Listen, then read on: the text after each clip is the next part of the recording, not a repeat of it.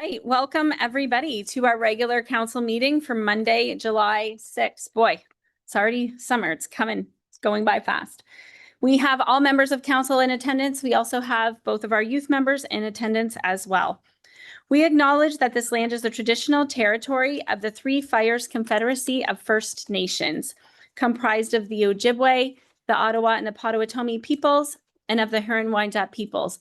We value the significant historical and contemporary contributions of local and regional First Nations and of all the original peoples of Turtle Island who have been living and working on the land from time immemorial. If you are able, please stand for our national anthem.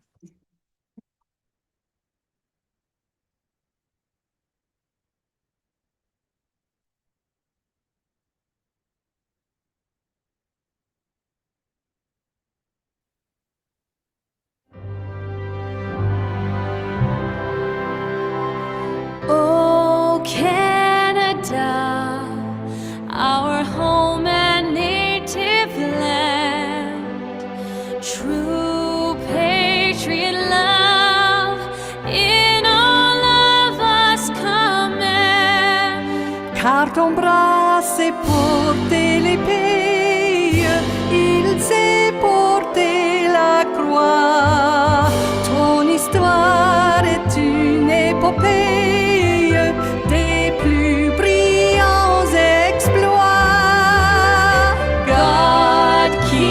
Our land, glorious and free.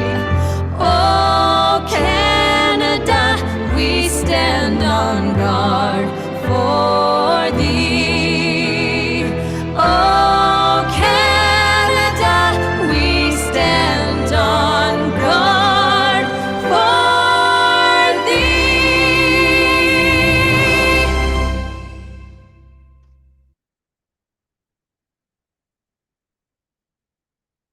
Okay, thank you. There is no closed meeting report tonight. That will happen at our next council meeting. Any declarations of conflicts of interest from members of council this evening?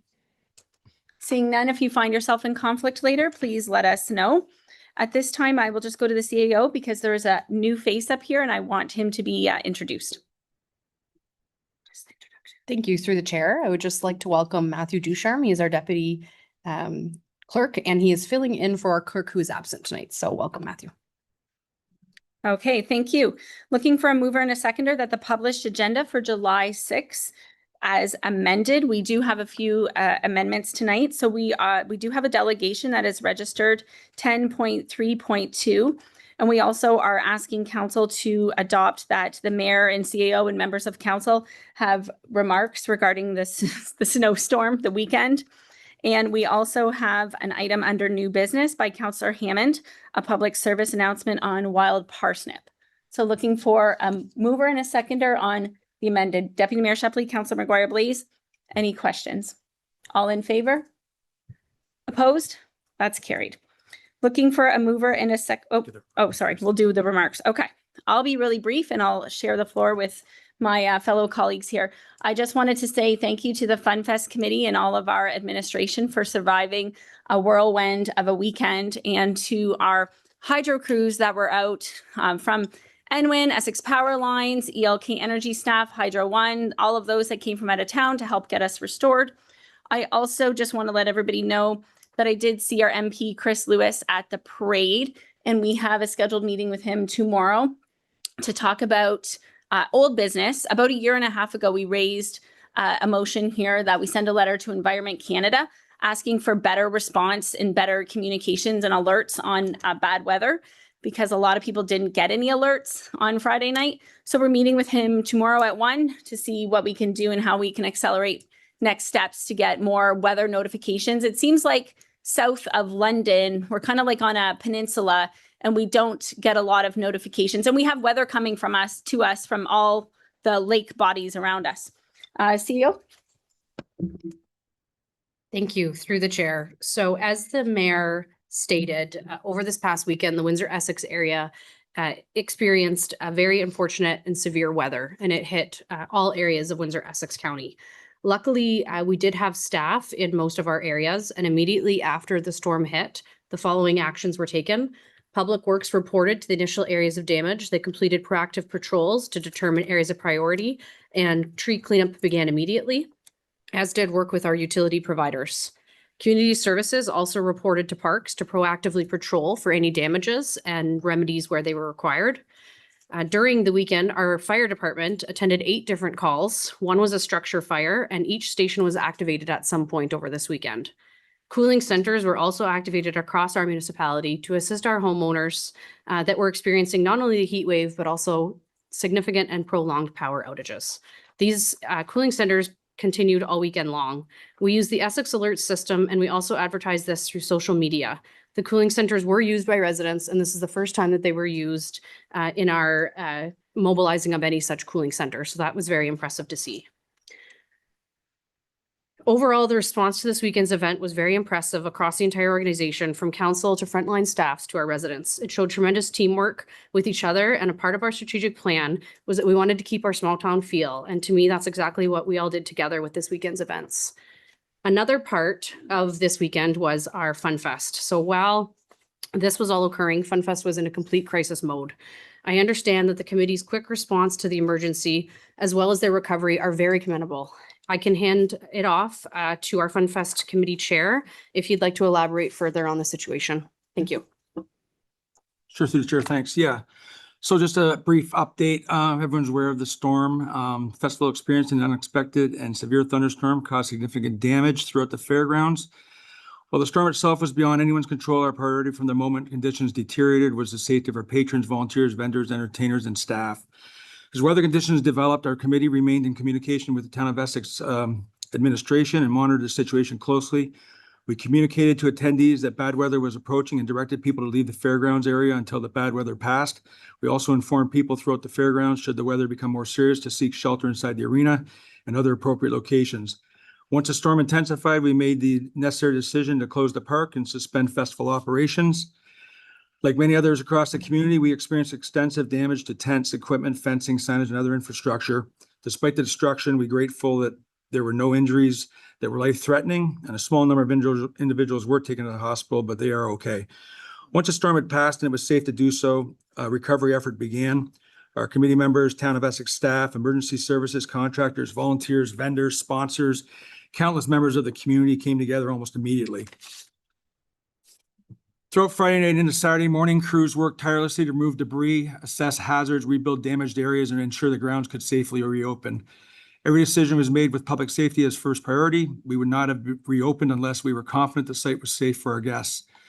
Because of that tremendous collective effort, we were able to welcome visitors back for the remainder of the weekend. While the circumstances were certainly not what anyone had planned, the resilience, professionalism, and teamwork demonstrated by everyone involved turned what could have been a devastating end to the festival into a story of community coming together. Big thanks goes to the festival committee, town administration, public works, park staff, fire and rescue services, EMS, the OPP, our own security personnel, volunteers, sponsors, vendors, entertainment partners, and every resident who offered equipment, labor, supplies, or simply showed up to just help us. The willingness to assist on such short notice made all the difference. So now we take the time to fully review the event, evaluate our emergency response, identify any lessons learned, and continue improving our emergency planning for the future festival. While no plan can eliminate the impact of a storm of this magnitude, we are committed to learning from this experience and strengthening our preparedness wherever possible. Finally, I want to thank our attendees for their patience and understanding throughout the weekend, and just want to remind everyone that the safety of our community will always remain the Fun Fest Committee's priority. Thank you, Councillor Guerin. Is there any other members of council that wish to say anything? Deputy Mayor Shepley, you had an announcement from the Essex Windsor Solid Waste Authority.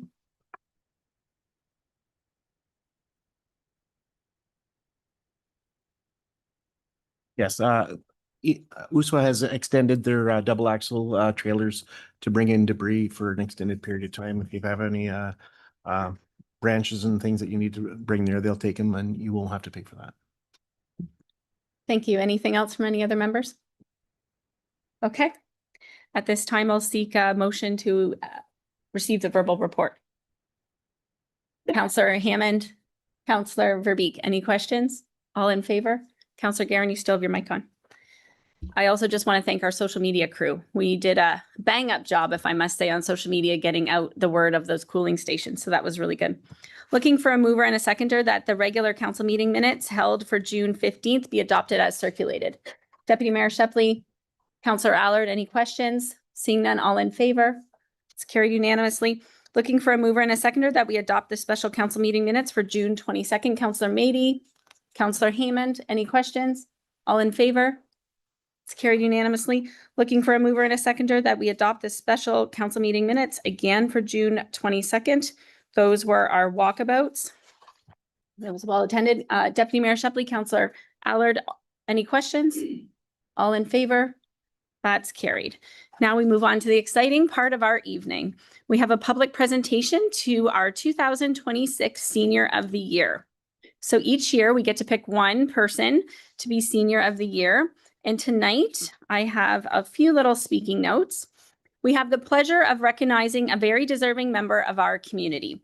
Each year, the Ontario Senior of the Year recognizes an outstanding senior who has enriched the social, cultural, and civic life of their community through volunteerism and service. We are proud to announce this year's recipient is Roger Langus. Want to wave?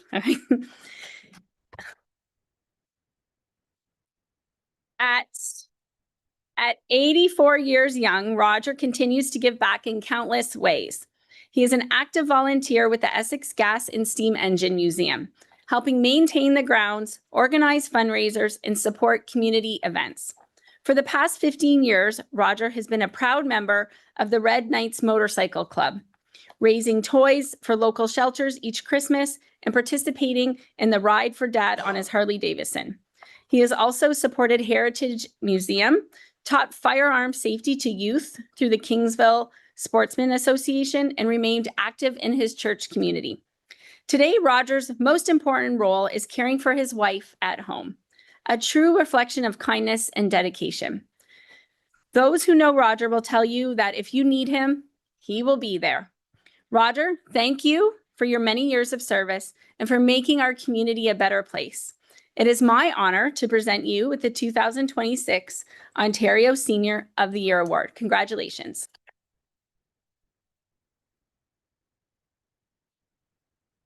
So at this point, I'd like all council members to get out of their seats and step in front of their seats in front. We'll do a group photo with the town of Essex behind us.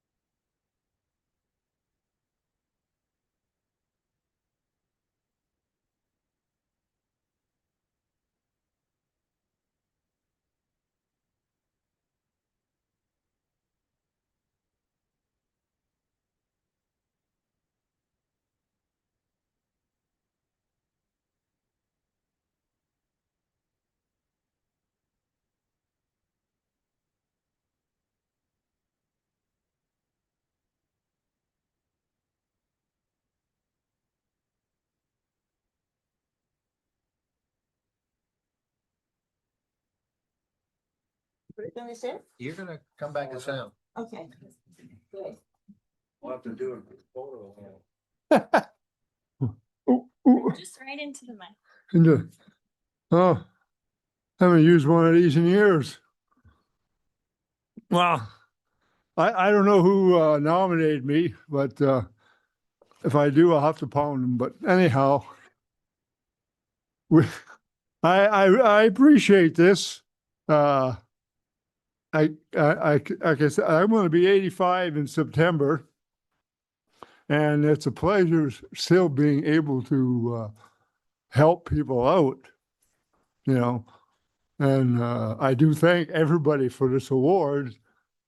I never expected it because you go about doing your job, and you know, you do it all the time, so you don't worry about recognition. But tonight's a little bit different. I like I said, I really do appreciate it, and I thank everybody. Thank the council, the mayor, and everybody. I don't know. I don't want to talk too much because they always say I talk too much when the crowd. So, you know. Oh, okay. Well, thank you. Thank you very much.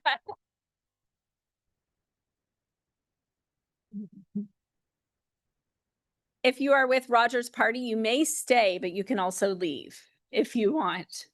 You're not obligated to stay. At this point, we will bring up our EMS Chief Justin Lammers and our District Chief Trevor Lee from Windsor EMS. Welcome. And they're going to discuss the implementation of medical priority dispatch system that is coming. And for questions and support, we do have our Chief Jason Pilon here.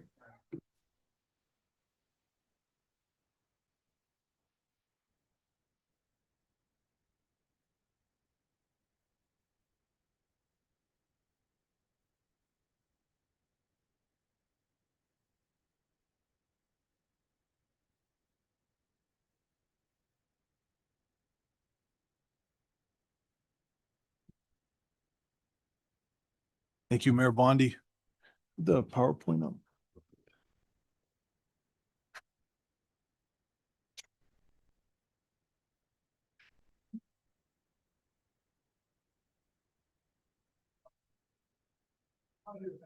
Great, thank you. Through you, Mayor, to members of Essex Council. Tonight, we're going to be providing you with a brief summary of the new medical priority dispatch system that's going to be coming to our region on September the 16th. I appreciate you allowing me to delegate to all of you as this is part of a broader communications plan to the region to make sure all of the residents are aware of the changes that are coming to our systems. In attendance with me tonight is District Chief Trevor Lee. Trevor's the project lead on this important technology upgrade to our pre-hospital emergency response system, and he's quickly becoming the system's expert and is here to support with any questions that you may have. It's important to note as we work through the delegation that the Central Ambulance Communication Center is owned and operated by the Ministry of Health. However, we are partners in providing pre-hospital emergency medical care across our region, including developing a deployment plan that meets our unique regional and operational requirements and aligns with provincial legislation and standards. Next slide, please.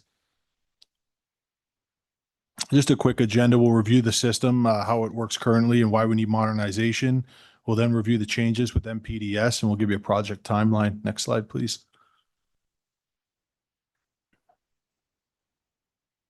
So this is a components of a paramedic response right now.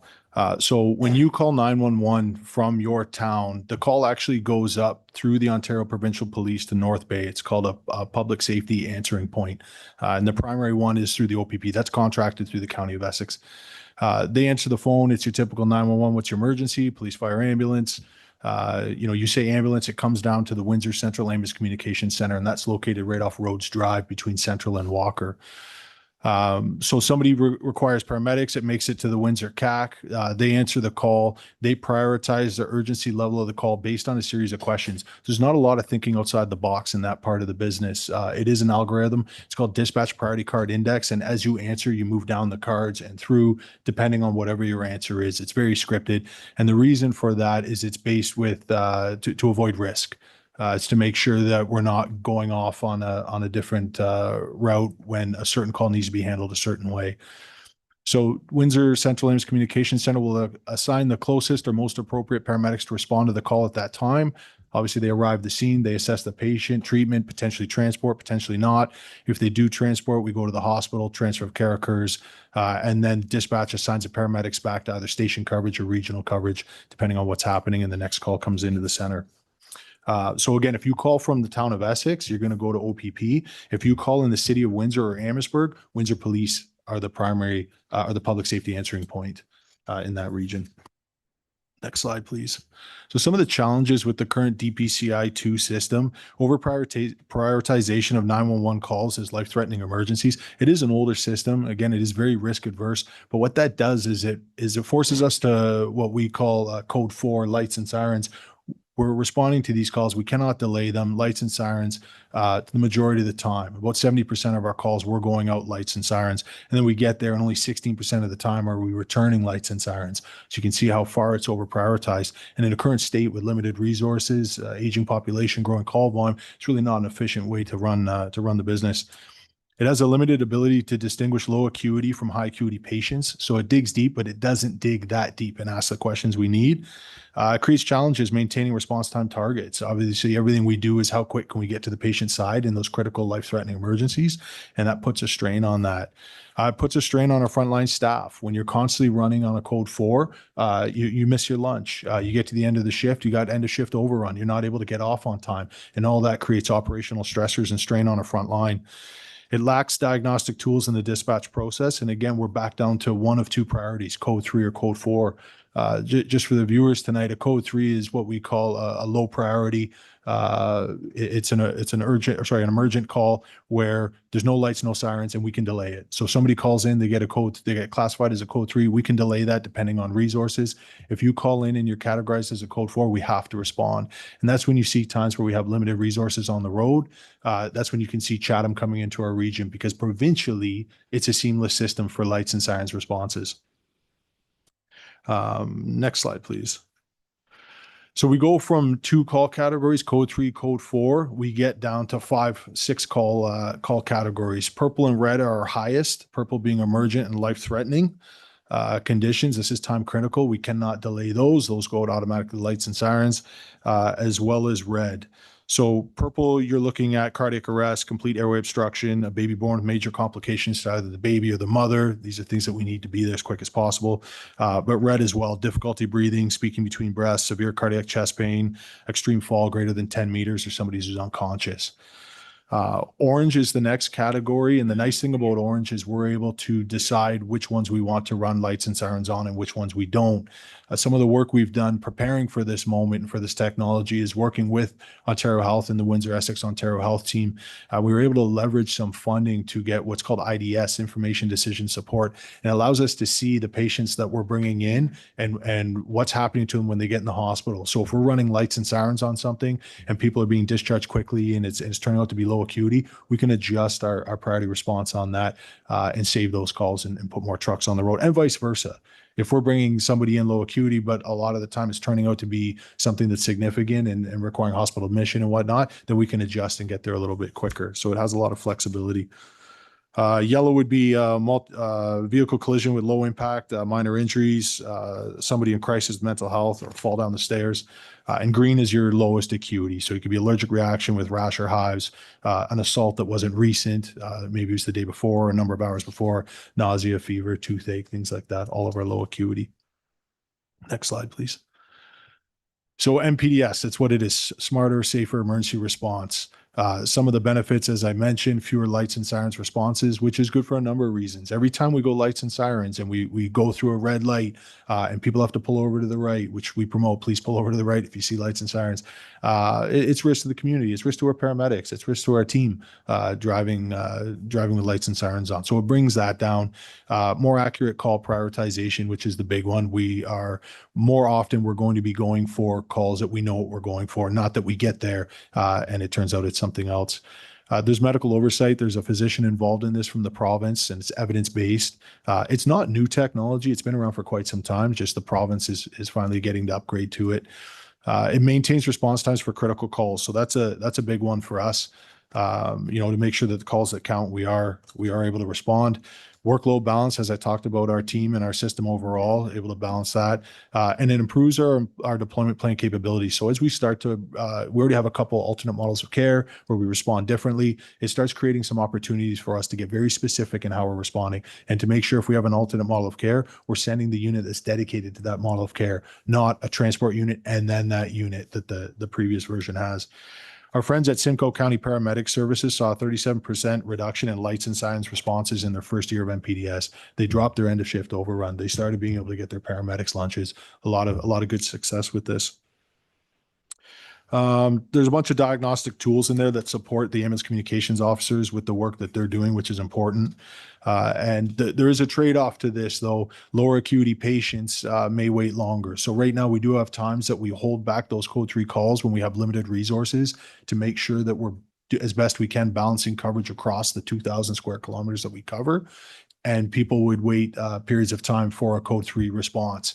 What we're going to see here is we're going to actually hold more of those calls to make sure that the calls, the reds and the purples, are able to have an ambulance to respond to them. There are timelines on that. DC Lee, I don't know if you want to give some examples of the timelines on the call holds. Through you, Mayor. The call holds will change on the different levels. If it's a orange response, we can hold that up to 1 hour. Yellow would be 2 hours, greens would be 4 hours. So there is different levels. We have set a threshold in our area, our whole region, that if we hit a certain number of trucks available, we can hold those calls up to that amount of time. If we fall below the next set of numbers that we get to choose on, then we can hold past those numbers. So we can hold indefinitely until our call volume or our available trucks climbs back up into that area. And that is something we can constantly adjust. If we feel it's working or not working, we can adjust those numbers anytime we want. Another, a lot of work has gone into this. We started in, I believe, April. Through some lobbying of the provincial government, we were able to get moved up in the system. So it's supposed to be February of 2027. We'll be going live September 16th, as I mentioned. And the nice thing about that is Chatham-Kent goes in November. So the entire Southwest will be on this system, with NG911 now being at the base of the communication centers. We're seeing some good technology upgrades, which obviously then opens doors for more innovation, more progression, which is what we've been asking for a long time. So it's an exciting time for us. Next slide, please. This is just a quick timeline. So again, some back-end work started in February. April's when Trevor really started putting the nose to the grindstone there with the matrix work that he's doing, identifying all the calls that we're going to respond on and what resources we're going to spend on those calls. Hundreds of options on responses there. And we are looking for a go live in September. Lots of good feedback from the ministry. They're impressed with the progress, minimal feedback. We're not the first to go, but the nice thing about having other people go before you is that they iron out a lot of the kinks and it takes a lot of the headache out. And we can lean on our colleagues across the province to see what they did with their deployment plan. So we're in a good spot. Next slide, please. So something significant for all of you, obviously the code status names, you've heard code black. This is a good opportunity for us to adjust and change our terminology. The threshold and the count of ambulances remains the same, but code green is 11 or greater ambulances on the mainland. As you know, we do staff Pelee Island. We've got paramedics over there 24 hours a day, 7 days a week. So code green is now going to be code normal. Part of the reason we did this was just to get on the same page as the rest of the services, but also our response system is based on colors now. So we didn't want to mess the two, code green, code red. What are we talking about? A call or a status? So code green is now code normal. Code yellow is between 4 and 10 transport units on the mainland. That will now be surge. We get into yellow. We see that the pressure is there. We work with the hospital partners to keep things moving. Code red between 1 and 3 transport units is now code critical, and code black is obviously 0 units will now be considered code 0. So you'll see that change effective September 16th. Next slide, please. Yeah, and that's it. It's going to improve patient prioritization. We know that because it's a evidence-based best practice, and we see that across the system. It's going to enhance our system efficiency. We know that because we talked to our colleagues who've already flipped over and they're seeing good results. Most importantly, we're supporting our frontline staff, and it's maintaining safety for critical emergencies. With that, I'm happy to answer any questions council may have. Thank you, Chief and District Chief. Comments, questions from members of council? I have Councillor Hammond and Deputy Mayor Shepley. Thank you. Through you, Mayor. Thank you for the report. Glad to hear something's finally getting done regarding your situation. I've worked in numerous senior residents, and in doing so, I noticed quite often there was always an ambulance in the driveway. I didn't get the feeling though that a lot of those patients required a trip to the hospital in an ambulance.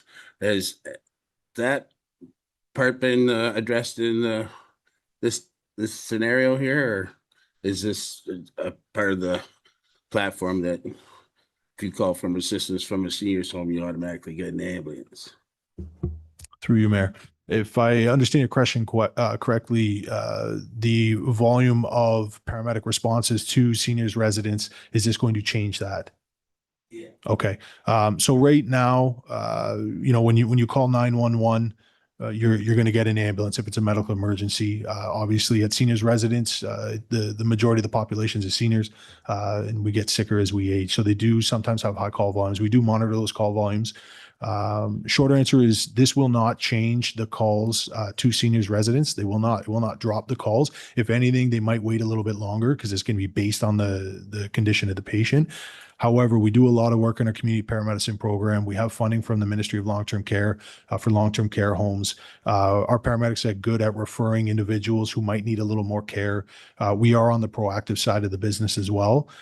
So while this software will not change this technology upgrade won't change it. We do pay close attention to high users of 911, and we work with system partners, including Windsor Essex Ontario Health Team, to mitigate those responses. Now, this software does open doors for innovation, as I mentioned earlier. And the nice thing about that, that is the next logical step when we look to our friends, in the UK and New South Wales, is clinicians in the communication center. Clinicians in the communication center cannot happen without this type of software. So it's a good stepping block in that direction. And with that comes the most upstream approach that you can get, where now you're answering the call. What is the issue? You don't need a transport ambulance and a paramedic. Maybe you just need this, or maybe we can refer you over to a community agency who can handle it better. So that's the future that we're laser focused on. Very nice. Thank you. Sorry, through you, Mayor. I can just add one point to that as well. This MPDS system does have another code that we did not talk about, and that's called a code Omega, which falls even below a green call. So it's even lower still on the scale. The dispatch center would need to become an accredited service before we can start using the Omega code. But if we got to that, like Chief Lammers was saying, getting a clinician in the dispatch center, that's where that Omega code would come into play. And we can, at that point, that clinician can defer to or suggest different means at that point. So it is built, like you said, built into MPDS. That is a code. We didn't bring it up because we don't get to use that at this time. So that's code Omega. Okay, thank you. Deputy Mayor Shepley. Thank you, through you, Madam Mayor. Thank you for the report. I welcome the positive changes looking forward, and it's important that everybody knows this isn't lowering of the level of service. It's actually increasing it and prioritizing those priority patients. Because this is a significant change in how dispatching will be, would you be coming around to let us know how it relates to how they used to do it, to what's working with this new service once it's in place for about a year? Would you come back and give us an update on how well it's working? Through you, Mayor. Yeah, happy to do so. We're looking to the outcomes in the first year. Like I said, lots of services across the province. We're going to be leaning on them for the KPIs and success stories, and relatively confident we're going to replicate that here. And we're always happy to share a good news story. So happy to come back. Thank you. Any other members of council? I have one. When we go into code red, or will it be code 0, does Essex County Windsor EMS push that out anywhere? Like, how would it's not really public knowledge, is it? Like, how would residents know, oh, we're in a code 0? Through you, Mayor. Not currently at this time. Any internal notifications are internal. So our internal team, our stakeholder partners, the hospitals, dispatch, all the system movers are aware of that. We do not advertise that currently. Okay, thank you. That's what I thought. So anybody watching that's interested in this, the County of Essex County Council often gets reports on EMS.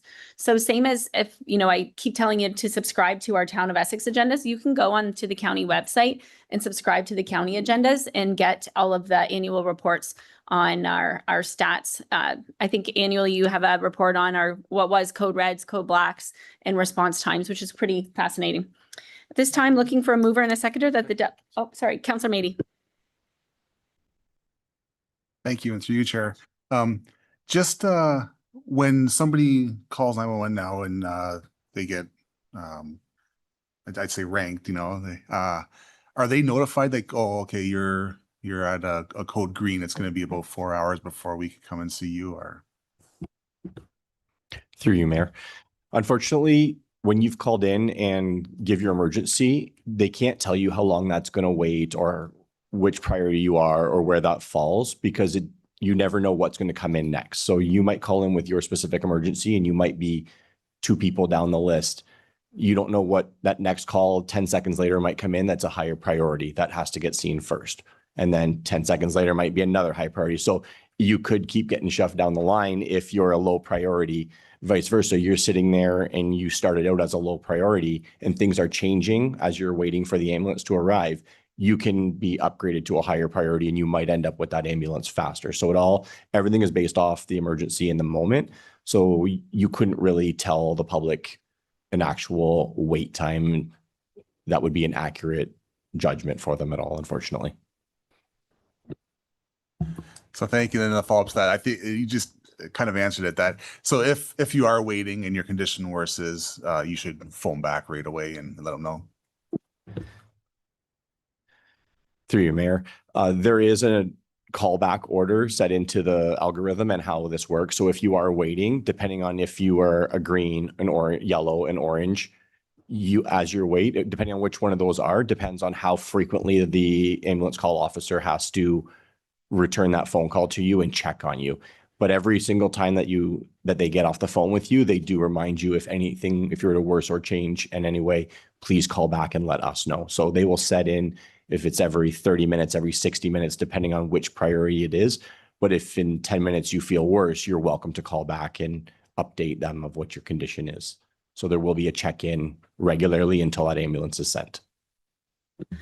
Okay, thank you. Deputy Mayor Shepley, last question, I think. Yeah, just a quick question on this. So I'm wondering, because I spoke to you about an incident and I just thought of it now where I was on hold for an extended period of time and it wasn't we were in a code black or anything to do locally. Is there any chance that this will help with that scenario being alleviated, having this new system? Through you, Mayor. So the incident we spoke about was actually an issue with the public safety answering point at that time. It was a surge of call volume for them, and I believe what I recall is that it had to flip over to the backup PSAP. So this wouldn't have any effect on the PSAP's capabilities. This is more downstream. Okay, at this time, looking for a mover and a seconder that the delegation be received for information. Councillor Garing, Councillor Mady, any final comments? All in favor? That's carried. Deputy Mayor Shepley. Thank you, Madam Mayor. Chief Lammers and Deputy Chief Lee. I just want to take a moment to talk to you about an incident I've genuinely recently dealt with. My family has had the opportunity to use your ambulances and have a positive outcome. And it was, I've always thought of how nice that was when you guys go and you have that. And this past week, I experienced the flip side of that. And your attendants, they were there before I got there. My father was working in the heat and you guys attended, and Tecumseh Fire and the OPP were there when I got there. And I watched them work on my father for 20 minutes, and their professionalism and the way they handled that situation was amazing. They made a horrible situation very good for myself and the family members that were there. And their sincere condolences as they left was felt, and it meant so much to me. And I don't know that you guys hear it enough, but thank you for everything you guys do, even in those bad cases, because we get to go home and grieve. They had to carry that with them to the next call and the next call and the next call. And you don't hear it enough. And even in those bad cases, you guys did such an amazing job. And I just want to thank you for everything. Through through you, Mayor, if I can, to Deputy Mayor Shepley. First and foremost, our condolences to you, and I'm sorry to hear that you had to go through that this weekend. We don't hear it a lot, but when we do, it's a reminder, the fragility of everything that we go through. If you would like to put those words in writing to me, I would like to get them back to the paramedics because it means a lot to them. They are out there, they are working hard, and they are carrying a big load, and words like yours go a long way with them. So, to hear about the compassion and professionalism, I'm not surprised. We got a fantastic team. Proud to be at the helm of this team, and grateful for individuals like you that share those stories. So please pass it along. Thank you. And thank you again for coming. Moving on to reports from administration, we have our development services, our affordable housing strategy. We'll welcome Director Chadwick.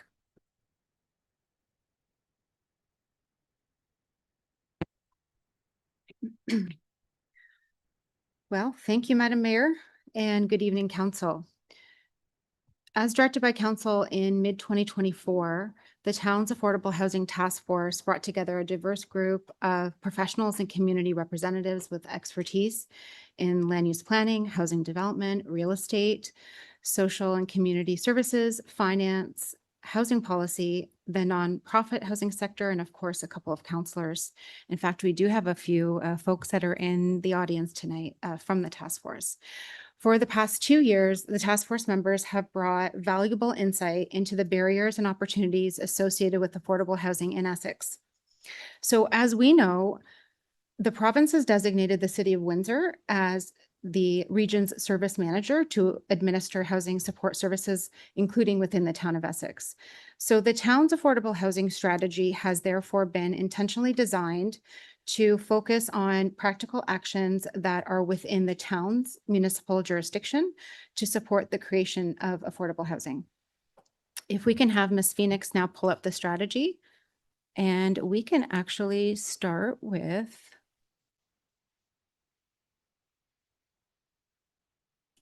just in the bottom left. We'll start with actually the table of contents to page 2. All right, so we're not going to go through this evening chapters 1 through 7.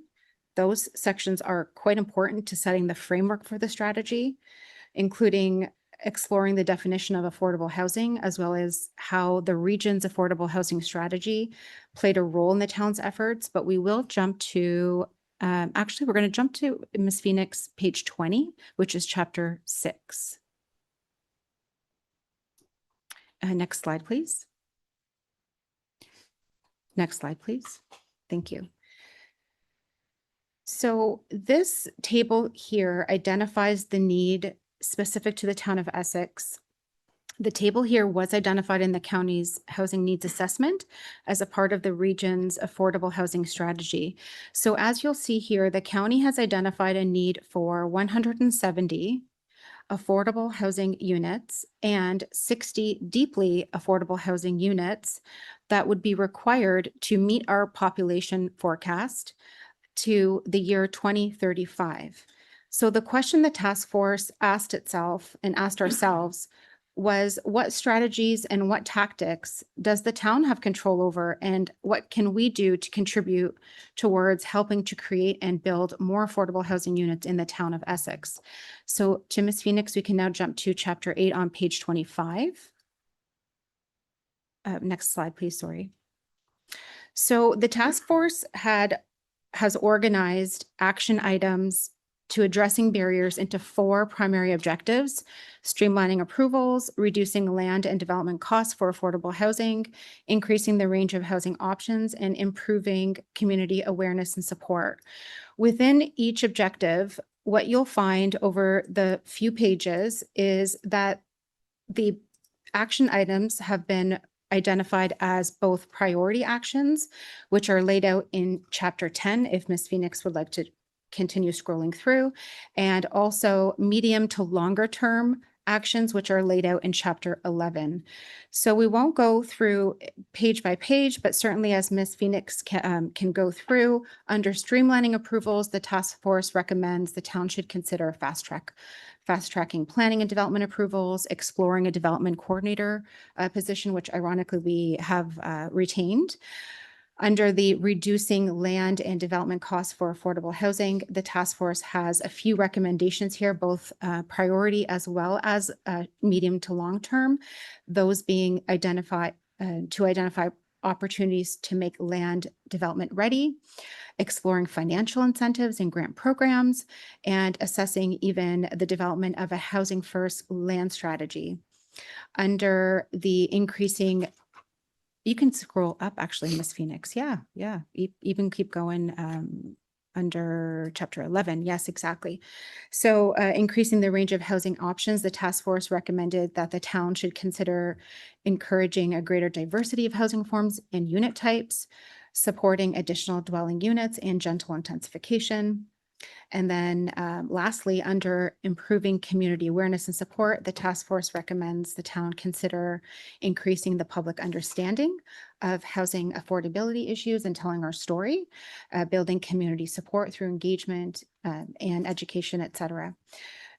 So we can actually stop sharing if you'd like now, Ms. Phoenix. So implementation of the affordable housing strategy is meant to occur in phases, and we wanted to share with you as a council that each action item is most definitely guided by available financial and organizational resources. So accordingly, the affordable housing strategy initiatives, including any financial incentives, any CIP, any land acquisition strategy, any potential partnership would be subject to separate council consideration and subject to council direction and of course, budget approval. Lastly, Madam Mayor, we wish to recognize and sincerely thank both the current and past members of the Affordable Housing Task Force for their commitment, thoughtful discussions, collaborative approach throughout the development of the strategy. And we'd also like to recognize and thank our planning consultant, NPG Planning, which we do have Mr. Rob Fiedler that is here this evening via Zoom for their support as well since the fall of 2025.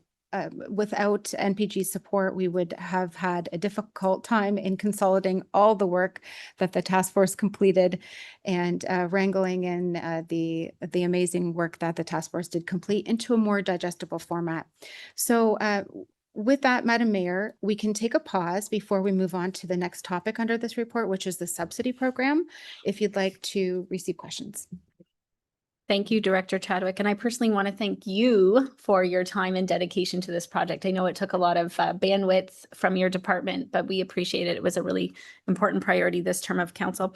And we do have 3 members of the task force in the audience showing support: Rachel Mills, Fred Groves, and Bill Baker. So thank you for coming out and showing support as well. Any questions, comments from council on the task force portion? Councilor McGuire, please. Thanks through the chair. So I'm gonna first say my apologies if this is in the report and I did not see it.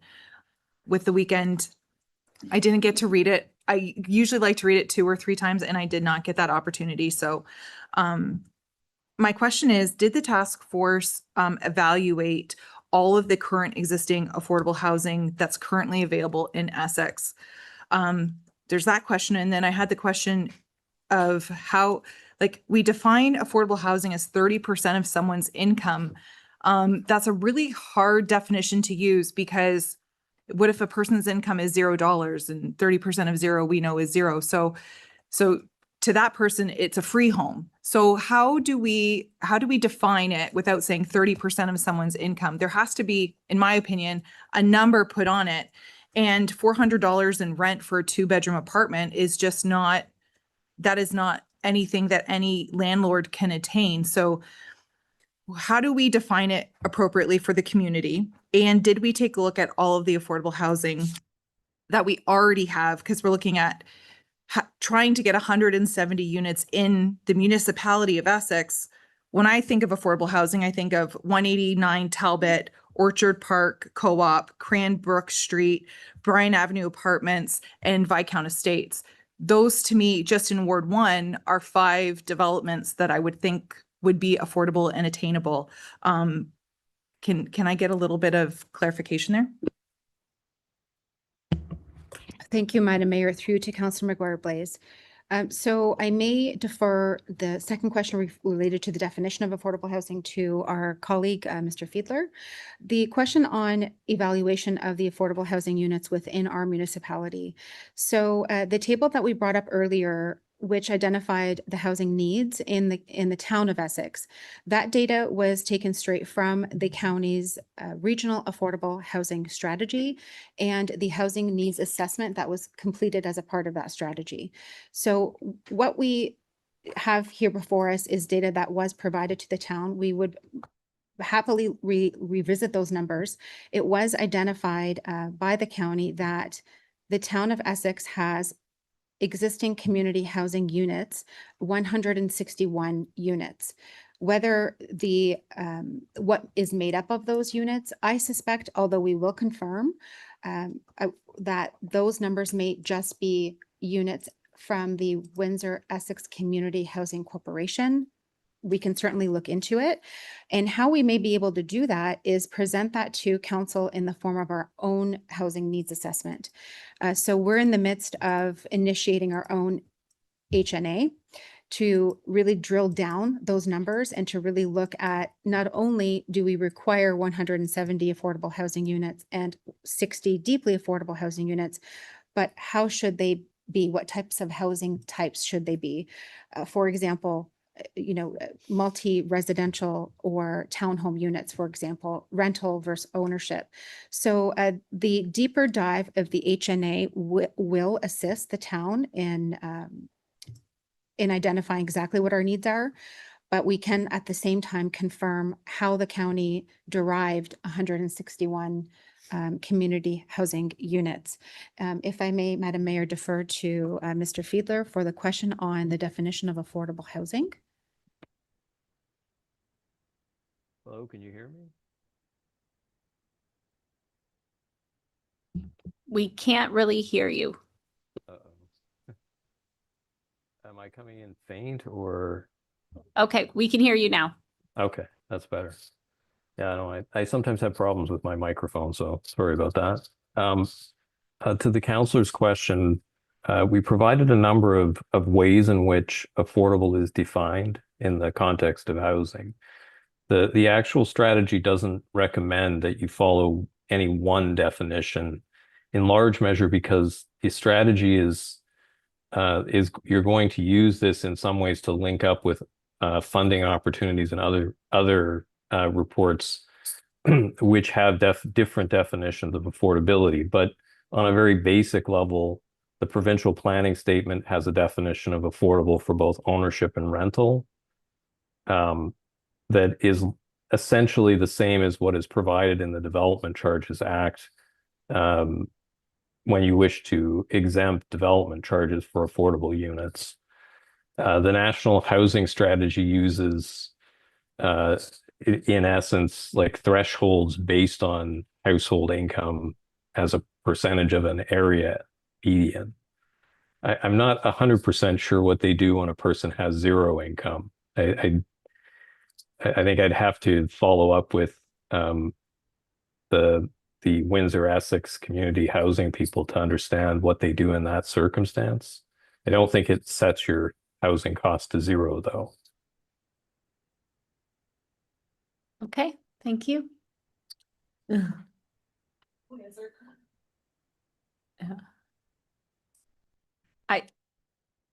It is a hard question to define, affordable housing. It is. Any other questions, comments from members of council? Councillor Hammond?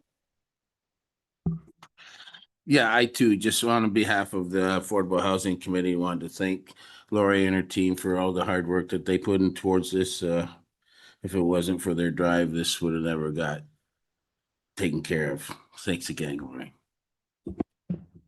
Okay, at this time, we'll move on to the subsidy portion. Thank you, Madam Mayor. So the other matter under this report is the proposed Affordable Housing Subsidy Program. If you recall, Council directed administration to create the Affordable Housing Subsidy Program and approved $8,000 in the 2026 budget to support implementation of the program. So administration has therefore drafted a subsidy program to assist nonprofit housing providers in accessing provincial and federal funding opportunities by offsetting the cost of professional studies and reports that are often required as a part of a grant application. Bylaw 2551 therefore establishes the program or proposes to establish the program. It is presented to you tonight for provisional adoption. Take some time if you'd like to certainly look into it for your final reading. The value of the grant is proposed to be a maximum of $2,000 per application and is very specific with what it can be used towards. This being feasibility studies, again, that are required most often for senior level of government grants, such as building condition reports and capital replacement plans. Any application under the program must be for a minimum of one affordable residential unit owned and or operated by a nonprofit affordable housing provider, again, for the purposes of affordable housing as defined by the province. So that is on the table as well tonight. The last matter, which I don't think we did cover, is the adoption of the unapproved minutes of the Affordable Housing Task Force, recommending that council receive the strategy. And we took this opportunity to provide council with a draft of the subsidy program for your consideration.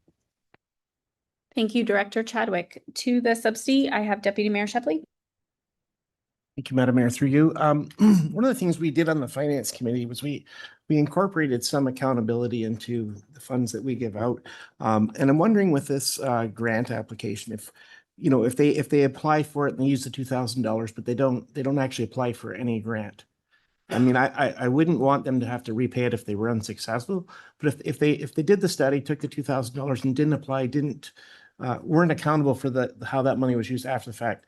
I'm wondering if there's a way that we would either have them repay it or that we would disqualify them from being able to apply for that grant in the future.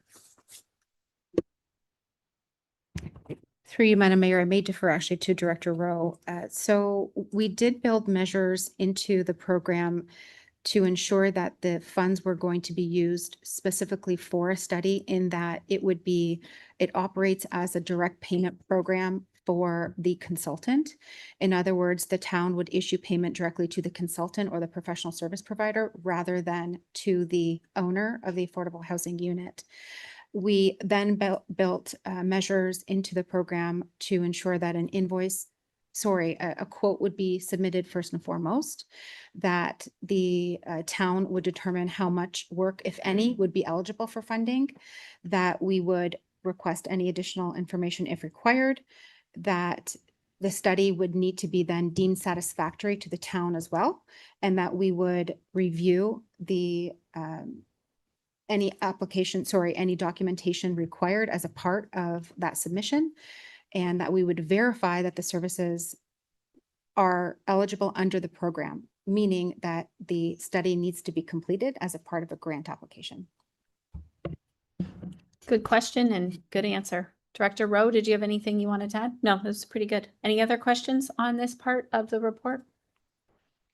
At this point, I will seek a mover and a seconder that the Development Services Report be received and that council adopt the unapproved minutes of May 5th, the Affordable Housing Task Force meeting, and that council support the recommendation of the Affordable Housing Task Force and consider that Town of Essex Affordable Housing Task Force strategy as the town's guiding framework for addressing housing affordability and increasing the supply of affordable housing within the municipality, and that council direct administration to consider targets, objectives, and action items identified in the strategy in future municipal action, particularly the next strategic plan, subject to future budget approvals with council, and that bylaw 2551, being a bylaw to establish the Town of Essex Affordable Housing Subsidy Program, be read a first, second, third time and provisionally adopted on July 6th.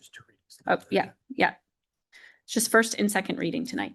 Moved by Councillor Verbeek, supported by Councillor Meady. Any questions? Councillor McGuire, please. Thanks through the chair. Just a question.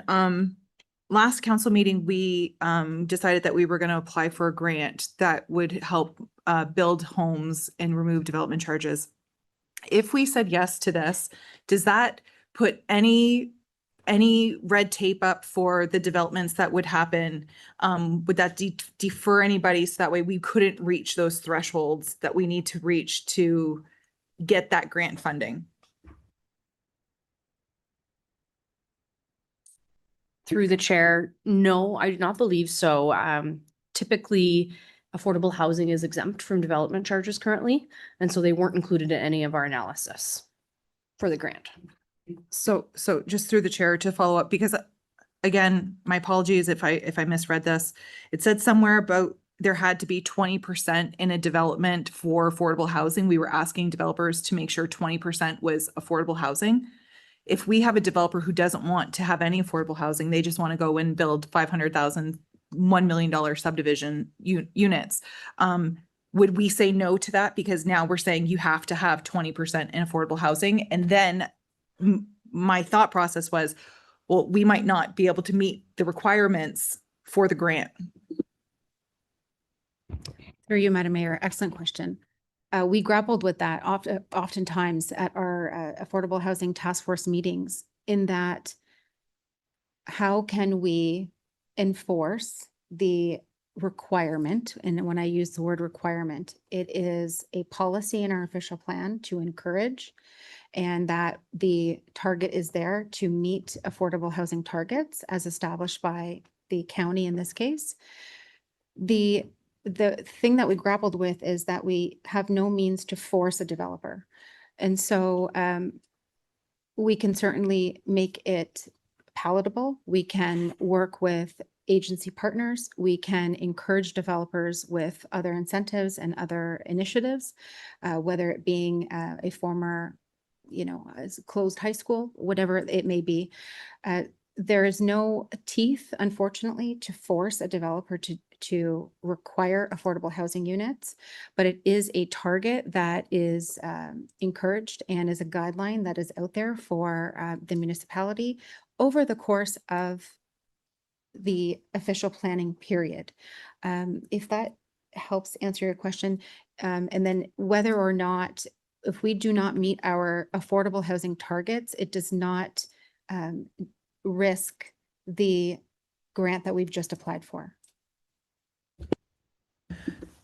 Thanks to the chair. So layman's terms, a developer can come to Essex after we say yes to this. A developer can come to Essex and they do not have to put up affordable housing if they don't want to. We can strongly suggest that they do it, but they are not obligated. This is not obligating somebody to make sure every development has 20% affordable housing. Thank you. Through you. Before this or after this, it was never a requirement. So it's regardless of the strategy. Okay. Thank you very much. And then finally, through the chair, in here, we talk about using the coordinator position for this. And I know we just approved the coordinator position, and I don't think that's currently full. I just want to make sure that we're not just dedicating the coordinator position just for affordable housing, because us as a council wanted that for industrial development, not necessarily residential development.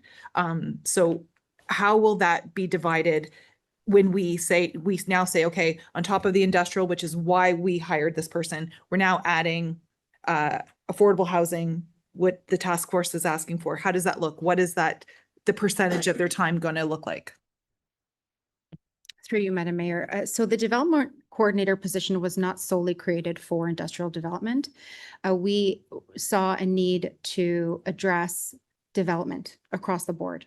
Affordable housing units don't come across the planning and development counters very often. And so when we're able to streamline, we do. In fact, the Essex nonprofit subdivision not too long ago. There were vacant lots, had proposed, some building permit activity as well as planning application activity. We did streamline those in that we knew it was an initiative that we could streamline. The development coordinator position will assist in streamlining those approvals, but also any other approval. It is a gap that we see and a gap that we hope to address to help streamline all development all across the board. Okay, thank you. My one question is what can we do in terms of communication? I know the subsidy program is specific to different groups, but I think that it's pretty visionary that we have this subsidy program. And I think it just shows a lot of leadership in this area. So I'd like to see some communications go out regarding both the strategy and the subsidy program. I'll leave that with you. So, anything else? All in favor? Opposed? That's carried unanimously. Moving on to community services, Building Community Stronger Fund. Our application, I'll go to our Deputy CAO, Director Morissette. Thank you, Mayor Bondi, and we'll pull up the quick presentation for council. So as has been done in the past, when there's a major grant application available that the town would qualify for, it's brought to council for council's decision to see if the appetite is there to apply for the grant. So that this grant was identified and opened up in mid-June. So in that time frame, we've been preparing for council for this presentation to decide if they want to proceed. So next slide, please. So as a current update on the status of the sports fields, administration has been focused on the turf development in 2025, 2026. The grass is well established right now, and because of the implementation of the water source that we put in last year, administration is working with the user groups on a phase-in schedule for using the sports fields with the local soccer organizations. And what we've really emphasized with them is the longer we can wait for the turf to establish, the better the turf is going to be in the long run because the root growth can really get deeper in the ground, and it'll be stronger for when it's being used. So no known interruptions at this point exist to the soccer fields for 2026.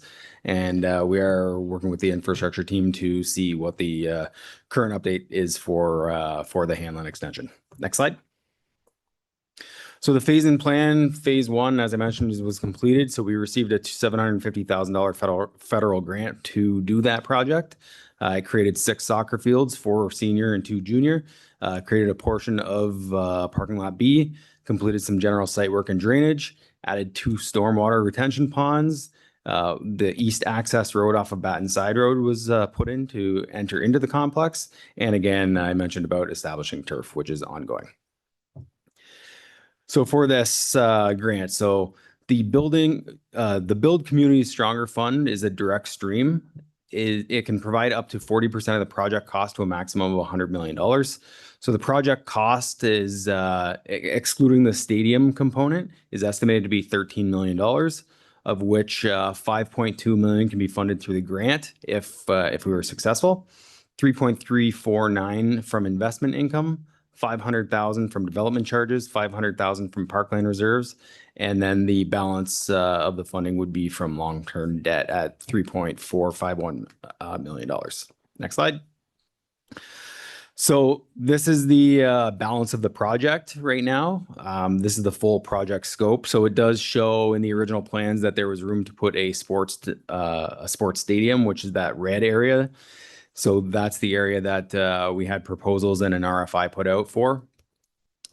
So that is not a part of this project. So it would be the remainder of everything else where you see the baseball diamonds, the parking lots, the outbuilding, and the soccer fields. Next slide. So if we were unsuccessful with the grant, we could still, based on the investment income, we could still look at doing phase 2. So phase 2 only portion of the project is approximately $4 million. So phase 2, based on the following funding recommendation that could be done if council wants to proceed, would be $3.349 million from investment income, $151,000 from development charges, and $500,000 from parkland reserves.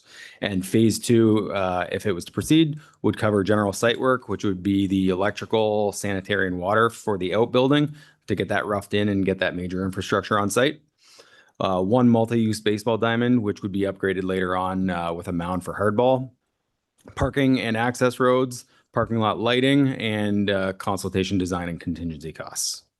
Next slide. So this is the area that would be the focus point for that next phase, which is the area in the red. So you can see the parking lot extension, adding an additional parking lot and a baseball diamond. And we worked with the consultants on this phase and this implementation phasing.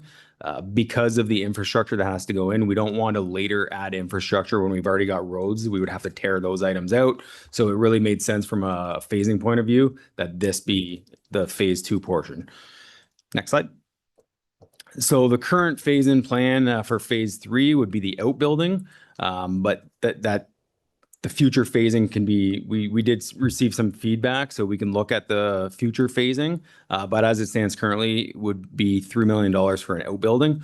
That outbuilding, as previously been presented to council, has male washrooms, 5 urinals, 4 stalls, 4 sinks, female washrooms, 8 stalls, 4 sinks, universal washroom, 4 change rooms, 2 referees rooms, a concession, an overhang area for sitting outside of the concession, equipment storage for municipal use, storage for minor soccer, minor baseball, a custodial room, and a mechanical room.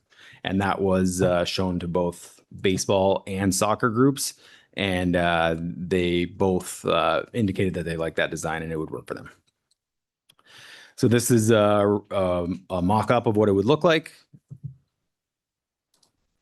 Next slide. So the phase-in plan for future phases after phase 3, it's not broken down too much further, but phases 4, 5, 6, and however, it really depends on the allocation of money, but those future phases would include the balance of the sports fields, which is 3.4 million, paving of the parking lots and trails, which is 1.89 million, and then other site amenities of 525,000. So these prices here were based on a 5% inflation from the last time they were presented to council. So next steps for the sports fields is, again, based on the grant. If council wants to apply, administration is seeking direction on how council's appetite is. So the Building Community Stronger Fund application, it is due July 15th, which is why this is coming to council. So looking for direction from council if the grant application is to proceed. And if council wants to do phase 2 if we are unsuccessful with the grant application. Thank you, Deputy CAO. Questions, comments from members of council? Councillor Guerin, Councillor Hammond, Councillor McGuire-Blaze. Thanks, your Mayor, to Mr. Morissette. If you go back to the slide with the breakdown of the amenities.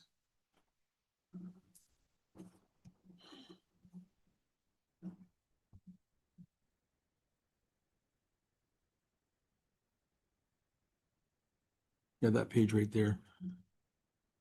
Okay, so 1.89 million, I believe is what you said for the paving of the parking lots and the trails, correct?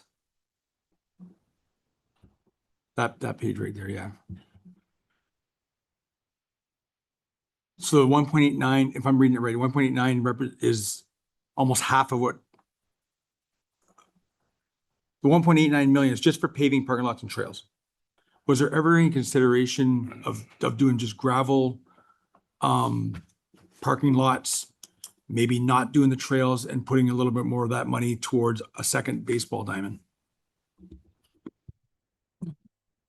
Through the mayor, so that it was considered as part of the discussions, but the best phase-in model that the contractors and consultants felt would be appropriate to give a range of amenities to all user groups was to go with this strategy, and also based on getting the infrastructure set up for the buildings. But that's not to say that after phase 2, so phase 2 is really the critical one that has to be done, very highly suggested from an economical standpoint to do it early. After that, we can really do whatever phasing models we want to. If there's a different phasing model that council wants to look at, we can certainly do that. We would have to look at getting some funding to revamp the plans.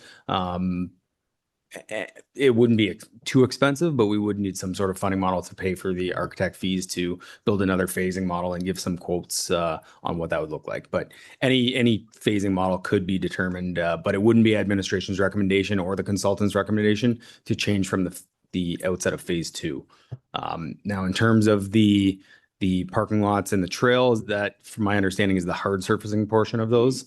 The rest of it would be the gravel, like you would see right now in the one parking lot. Yeah, through the mayor. Yeah, I mean, our current baseball facility has gravel. I'm just trying to see if there's any way we can get a second diamond in there. I mean, is the grant tied to the actual plan? Or can the monies be used and moved around? If council was to make a determination that we want to leave the parking lots gravel, we can use the 1.9 to put a second baseball diamond instead of just having one diamond. Can we make those changes, or is the grant tied specifically to exactly what we're showing in the phase? So the 13 million would be the comprehensive project.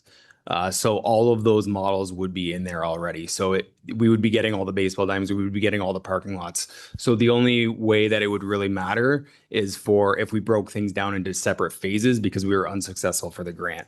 So at that point, we would be looking at so phase 2, again, we wouldn't recommend deviating from the plan because it is shovel ready. For phase 2, essentially, we would just have to get the detailed drawings and then we're ready to go. The concept's already there. But deviating from that, anything after phase 2, we can essentially build out whatever model and whatever our priorities are.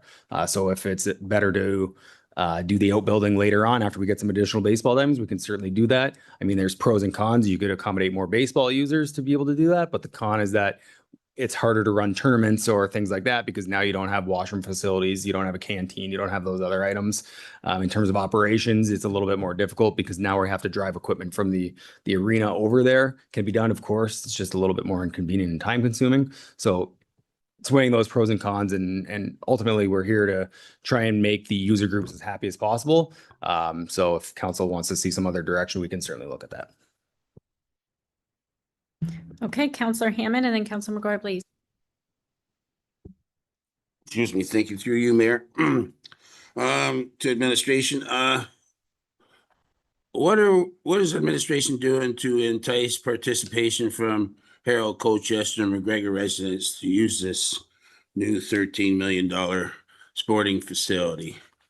Right now, we're spread out all over the place, and everybody from the south of our community is not participating with any sporting activities here in Essex. Is that going to change, or is this our future? Because what I'm telling you is I'm having a hard time selling a $13 million commitment to the taxpayers of Harrow. So unless they're going to be utilizing it, it's a no sale. Through the mayor, so all residents, whether internal to the town of Essex or external, so we do have some user groups that have already indicated we've been turning away on a regular basis because we just don't have the capacity to take on additional users at our facilities right now. So the sports fields in Harrow, they're underutilized right now. The user groups, we have minor soccer, which they use the fields a couple days a week. And then throughout the summer, they have a couple travel teams, but minor baseball is not utilizing the diamonds very often. And we have a couple of adult user groups as well. So if they were looking for space to utilize the fields, we would certainly be open to that.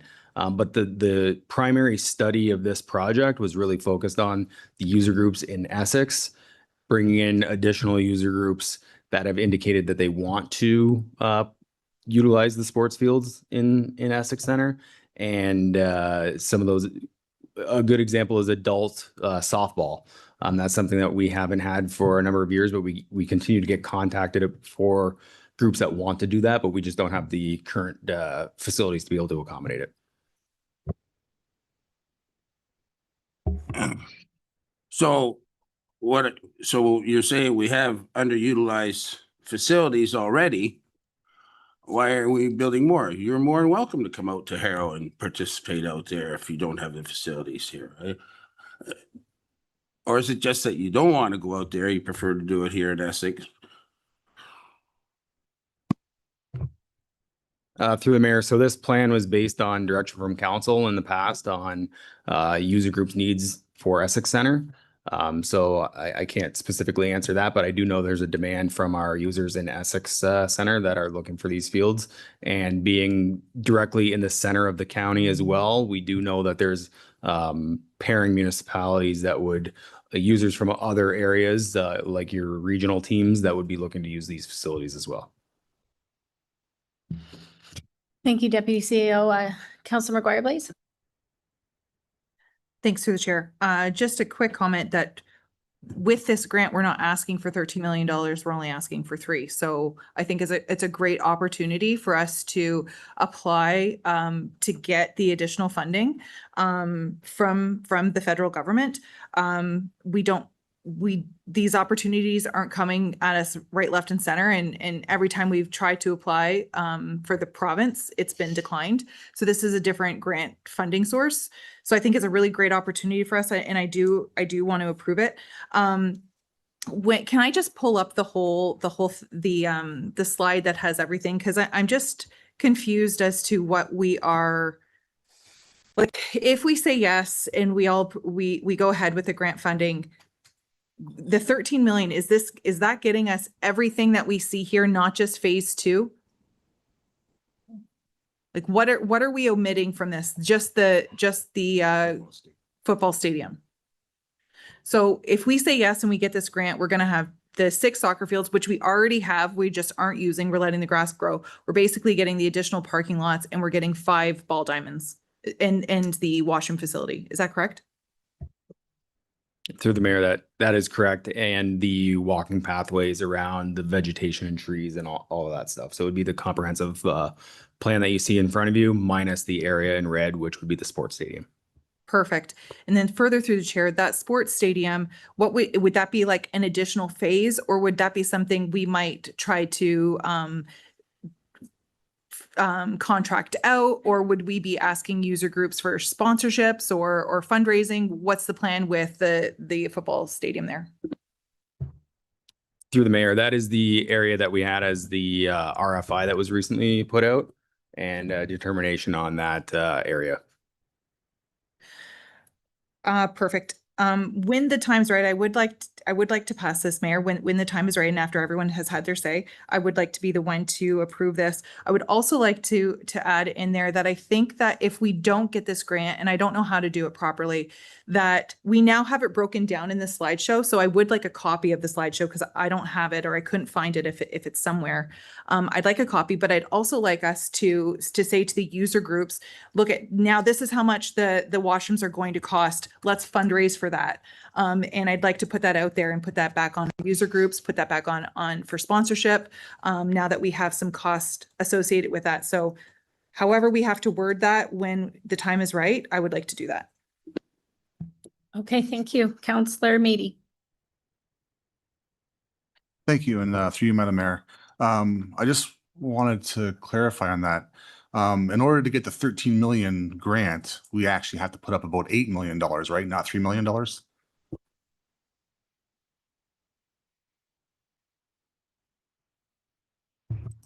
Yeah, through the mayor. Yeah, the 3 million and 3.3 million would have been from investment income, but there are different funding sources to cover other areas as well. Yeah, thank you for that, because I mean, it's a big difference. $3 million to get some of this stuff moving, maybe $8 million of commitment on the chance for the 5 million. Is there any way that we can link that we have to get the full $5 million before we even consider it?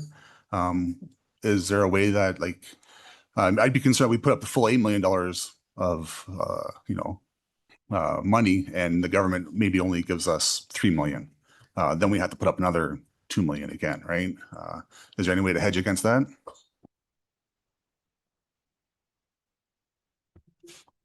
Through the chair. So similar to the last grant application we brought forward to council, if the transfer payment agreement from the province upon our success deviated substantially from this financial plan, we would have to come back to council for further consideration, because it would be a different funding strategy at that point. Yeah, thank you. And through you, then that puts us back at a bad spot again. If they come up with $4 million and we have a choice of saying no to $4 million or putting taxpayers deeper in debt by $1 million, it's a tough. Any other member of council? I've been here a while. I've been here since 2010. So I was here when we first purchased this property, and we've seen little action on this property. And from everything I recall from our Parks and Rec master plan, Essex Ward 1, this is actually in Ward 2, but Essex Ward 1 has a deficit of ball diamonds and a deficit of soccer fields compared to the rest of our municipality. Anybody can use any fields anywhere. Anybody can use any pool, any park. We can drive anywhere. But as a busy mom, if you live in one area, it's really convenient to bring your kids to minor soccer or minor baseball 5 minutes down the road rather than a half an hour down the road. So I wouldn't say, everybody from Harrow has to drive here or everybody from Essex has to drive to the Harrow soccer fields. As busy parents, I think that's an unrealistic ask. So I think this is a stellar application. I'm thrilled to support it. I think one thing that we didn't have before that we have tonight is the $3.3 million in investment income. That is something new that this council worked on to bring to the table this term of council. And so we didn't have that a couple months ago. So I'm proud to say that we have that for the application to bring it forward.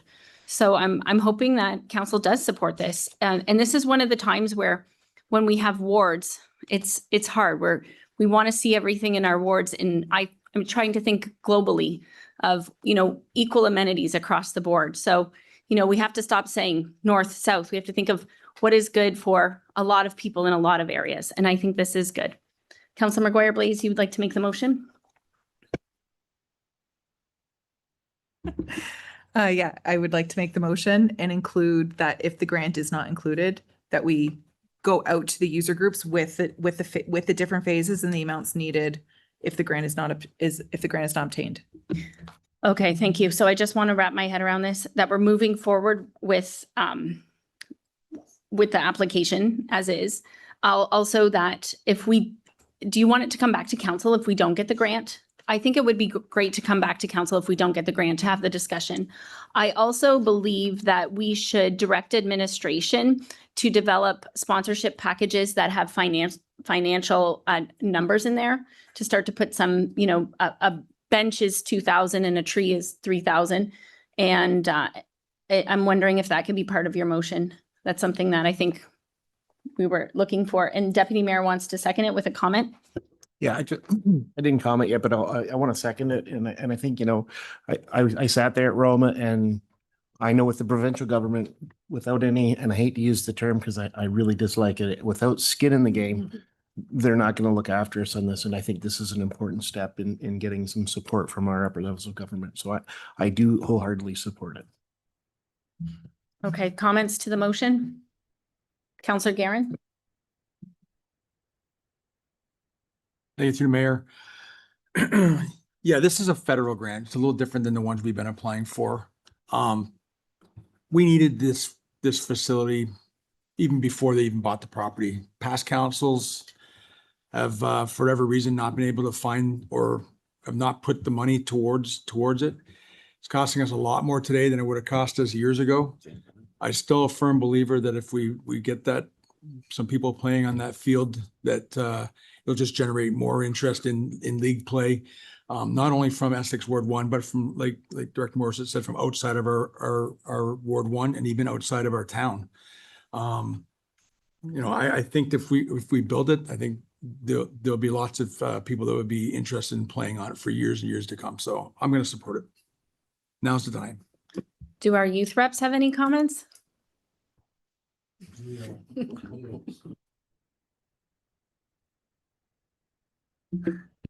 the chair, I think we both agree that a development like this would be very beneficial for the town. There's every night people are out either just playing baseball, playing anything. More things is good. Okay, with that being said, all in favor? Opposed? We have Councillor Mady, Councillor Hammond, Councillor Allard opposed. Okay, and that is carried. Moving on to the naturalization of South Talbot Multi-Use Trail. We'll go to Deputy CAO Director Morissette for this. Thank you, Mayor Bondi. And as directed by council at the last council meeting through resolution R 26-06277, we were to come back to council with a report regarding the financial and environmental impacts of the naturalized area along South Talbot Road. So the report was created to include that information. So in the report, it goes over the advantages and disadvantages in a chart, which if council wants me to go over that, I can go over that, just ask. But in Deputy CAO, include- can I pause you for a minute? Sure. Can we put the chart online, please? Thank you.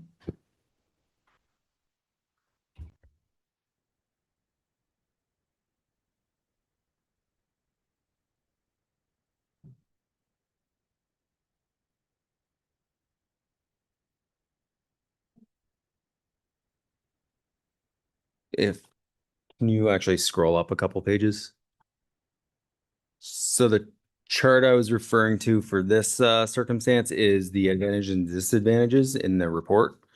And then as we go through the report, you'll see that there's 6 options that were given as costing models. So we looked, I mean, there's hundreds of different options that we could have for this report, but we narrowed it down to these 6. So option 1 was to continue with naturalization, which would keep the corridor in its current naturalized state. Option 2 would be to continue with naturalization in 2026 and to return during 2027 budget deliberations to determine future service levels. Option 3 is to add corridor maintenance to regular operations, so maintain it as turf grass. Option 4 is seasonal cutting program with amended service levels. So we would anticipate that we would cut it every 2 weeks rather than on our weekly grass cutting rotation. Option 5 would be to continue with naturalization and pursue enhancement grants. So similar to what we did at the Harrow Soccer Complex was we worked with the Conservation Authority, and they helped us plant different pollinator species and overseeding in the area to get those different plants. And then the last one would be a staggered naturalized area. So rather than the entire strip from basically the Civic Center to the Urca Trail, there would be pockets of naturalized areas, which we would focus more on the very dense areas where there's a lot of trees and a lot of shrubs. So we would have to go through that area and we would reduce it by about 50%. So the costing for maintenance would be anticipated to be approximately 50% of the rest of the maintenance. So if you scroll down in the slideshow to the financial chart, these options were costed out and what the cost impacts would be. So council can see those costs depending on the service level that they determine that they want to go with. And if there's any questions, I am here to answer them. Thank you, Deputy CAO. I have Deputy Mayor Shepley and then Councillor Hammond. Through you, Madam Mayor. Oh, sorry. No, sorry. Sorry, I was going to have the delegate first before we go through. Okay, sorry, my apologies, everybody. We do have Nettie Ridley as a delegate this way. This way we won't have to go around a few times. Welcome. I know, I'm sorry, it's cold out there. Good evening. Welcome, and you have 5 minutes to speak to council.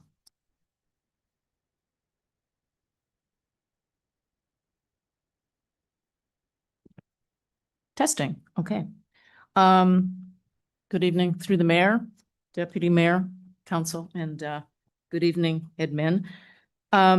Obviously, I'm wanting to touch base on the naturalization project along the South Talbot Trail. In my opinion, the area is lovely, but that's due to the knowledge for me of what it represents. We're here for one reason. Basically, I can't see anybody because I'm wearing my readers, but basically because we've got a handful of residents who are unhappy with it. They feel that it is unkempt. Not their fault. We're raised from the time we're kids, most of us, that we want lawns, we want grass, we want it to be maintained well. And we're not taught that naturalized areas, that native plantings are dramatically important to man, to wildlife, to insects. We're not taught this, so people don't know. They see a naturalized area such as along the trail, and they see it as a messy, unkempt area that the town is not taking care of. And some of them are asking, well, what are my taxes doing? I understand that. So education is really key. Basically, there's 3 points.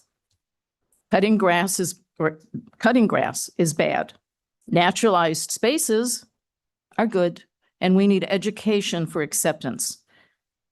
We should be applauding the efforts here, not maligning them. This is important. Climate change is here. We're tired of hearing those words, but it's here. And one of the reasons it's here is because we have not paid attention to our environment, very simply.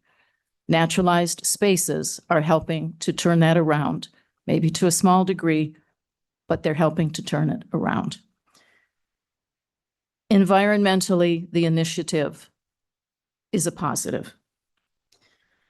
Some people feel that a naturalized space is wonderful grasses waving in the air and wildflowers, and that's not the case.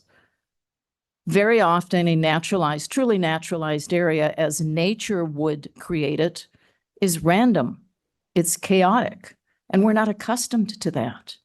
We're accustomed to that lawn that it's not allowed to have any dandelions on it, and it's, we've got to take care of it and have it perfection. And there you are with a plot of grass. It is shallow rooted. It provides nothing in the way of habitat. It provides no food for our insects. We need all of these. This is a web of life that we're all part of, and we can't continue to ignore that. We're right at the edge right now. So if we have an opportunity to create some naturalized spaces, oh my gosh. The other consideration, if we look at nothing else, the cost to mow these areas, the cost to continue planting turf grass, which is basically an eco desert because it doesn't provide. The cost in environmental, the cost in gas, these loud, belching, carbon machines are not helping us. They're not helping the planet. They're not helping wildlife. They're not helping us breathe. And I don't think any of us realize, even in our homes where we're using our own lawnmowers, our little 2 cylinders often, what they're doing to our environment. So anywhere in my mind, and I'm sure the minds of many others, if you can cut back on the use of these machines to even a small degree, we need to be doing that. This for me is a no-brainer. To continue planting grass and maintaining it doesn't make sense. Biodiversity continues to be in decline. Naturalized spaces helps us return a little bit of what we have removed. Man wants to control nature. He's not willing to adapt to it. And we have put ourselves in a mess because of it. There's been a concern, and again, I want to say again, most people are not at fault when they take a look at that messy naturalized area and think that it's something they do not want in their backyard. They haven't been educated. They truly don't know. And Ms. there has Ridley, been, just letting you know you're almost running out of time. okay. I want to read something quickly from the David Suzuki Foundation. Because this Okay, has been, sorry. Moved by Councilor Verbeek, Councilor Allard, to extend your time. All in favor? thank you. Opposed? That's carried. I'll close this up shortly. One other comment having to do with gas-powered lawnmowers. I'm sure many of you have heard this. A home-powered riding lawnmower in an hour puts out the same pollutants as 200 to 300 cars driven to London and back. That's our home units. What are our big industrial units doing? I don't want to think about it. We should be naturalizing all along roads, as Councilor Verbeek had mentioned 2 weeks ago. These naturalized areas represent biofilters. They mitigate the air, they mitigate the pollution, they mitigate soot coming off of the cars. Anybody who has ever thought about what's happened with your tires, they wear down. You know where the particulates are? They're in the air. We're breathing them. These naturalized areas help to mitigate that. From David Suzuki, this was a concern talking about ticks. A traditional lawn is one of the worst landscapes for wildlife, but one of the best for ticks. We're talking about our backyards. Shortcut grass creates edge habitats where ticks lie in wait for a host. I'm quoting this. Those spaces lack the predators, the pollinators, and native plants that sustain healthy ecosystems. But a yard filled with native wildflowers, grasses, shrubs, and trees provide food and shelter for birds, insects, and small mammals. That helps build the kind of biodiversity that keeps tick populations in check. There's a lot of research going on about this right now because ticks are such a problem. So let's be a leader in this realm. Let's do more rather than less. Let's be proud as the town of Essex that we're moving forward with some of these initiatives that are so important. Thank you. Thank you, Ms. Ridley. I'm going to go to Deputy CAO. If there is somebody else, council would probably allow you if you do. Do you want to? Okay. Sorry, Deputy CAO, let me pause for 1 sec. I do have a woman here, Karen Arnold. She's a Ward 1 resident who lives there, and she's come out tonight wondering if council would entertain it. Moved by Deputy Mayor Shepley, supported by Councilor McGuire Blaze. All in favor? That's carried. Thank you, Nettie. You may exit and we will have Karen come up. I don't know, these chairs are a lot. Yeah. Stay in the audience in case we have questions, though. No problem. Yeah. Welcome and thank you for coming and speaking on the spot. You have 5 minutes. Oh, I don't need that long. I agree with everything that this lady said, but my concern is the thistles. Like, I understand thistles are noxious weeds. That is what is planted all along the side of the overpass. It's all thistles. And you go up close to the Civic Center, it's all thistles. That was just my concern. Can we not do anything with the thistles? And I've talked to Jake, and that you have sprayed where the trees are. And I appreciate everything that has said about the mowing, and I understand that totally. And at the Civic Center, they let that all grow up eventually because it was all mowed beautifully a long time ago. And it looks okay. It's fine. It's lovely. But it's the thistles. I'm going to sleep tonight and dream thistles.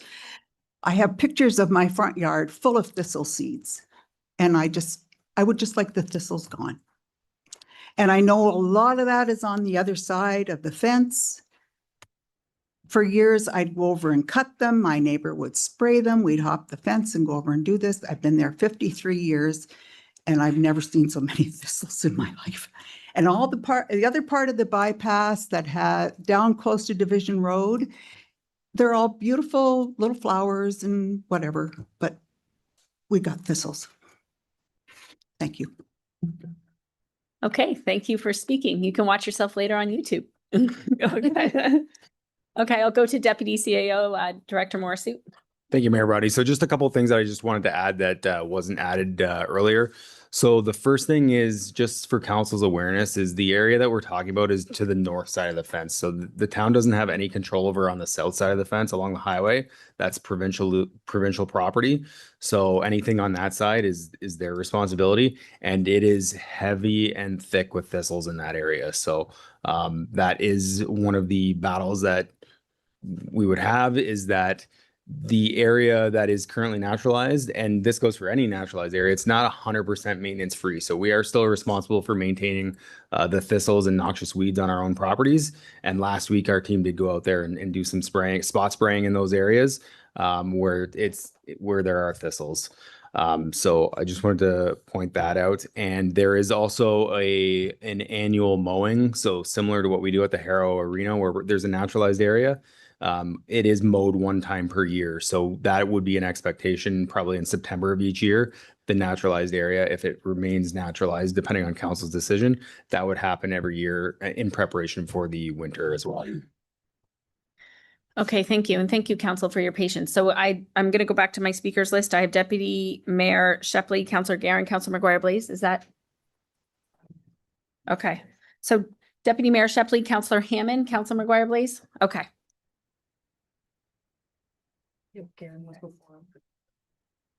Thank you through you, Madam Mayor. So I'm a Ward 1 resident. As most of you know, I prefer the cut look. That's just how I like to see things. Although I do my green part, I've got an electric push mower. I do have a gas powered lawnmower though, but I prefer that look, and that's the consensus I've been hearing from a lot of the residents lately, and I think that that's important that we take that into consideration. However, one of the things I'm trying to understand, and maybe Director Morissette or Deputy CAO Morissette, sorry, can give me some clarification on the grass cutting. When did that stop? Did that stop this year? And I'm just curious if you can touch on that real quick, and then I'll finish up. That's correct. It last year it was maintained, and then this year it was not. Okay, so that's the crux of where I'm at a little bit at a loss now, because we're budgeting for a level of service, and I don't recall there being a reduction in or a savings at budget time, a measurable savings of any of this amount. So I'm wondering where did that money go that we were previously budgeting? Because I didn't see, if anything, everything went up, and I didn't see any reduction in that. So it's hard for me to support increasing a tax for something that was previously budgeted for. Through the mayor, yeah, it wasn't a reduction in levels of service anywhere. It's more stuff that was added on to the park staff currently, which we had planned on. So like I said at the last meeting, we were under the impression that this was known and approved by previous council or this council.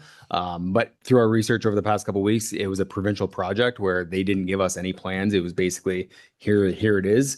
So that was the communication and the misunderstanding on my end, where I thought that because it was our property that we had a say and it was already approved by council, but that was never the case. So with that misunderstanding is where we're in this situation now, where we're of the understanding that it was known that it was going to be after the couple years, and then with us taking on a much larger role in the sports fields, with watering, irrigation, all the maintenance that goes into maintaining the turf grass on the other side of the fields, it wasn't coming back to council with additional staffing requests to fulfill those hours. It was basically that we can absorb those hours within this because we weren't going to be maintaining this at approximately 21 hours per week. Okay, thank you for that, because that was a question that kept getting posed to me, and it was a very valid one that I thought maybe if we get that clarification out there one more time. So again, for me, if it was my vote, I would vote to maintain it, or maybe go to the option 6. But if it was my choice, it would be to maintain it. Okay. Councillor Hammond. Thank you. Through you, Mayor. So, do we have a policy in place, or do we not have a policy in place? Through the mayor, are you asking if the town has a naturalization policy in place? Is that what you're asking? Well,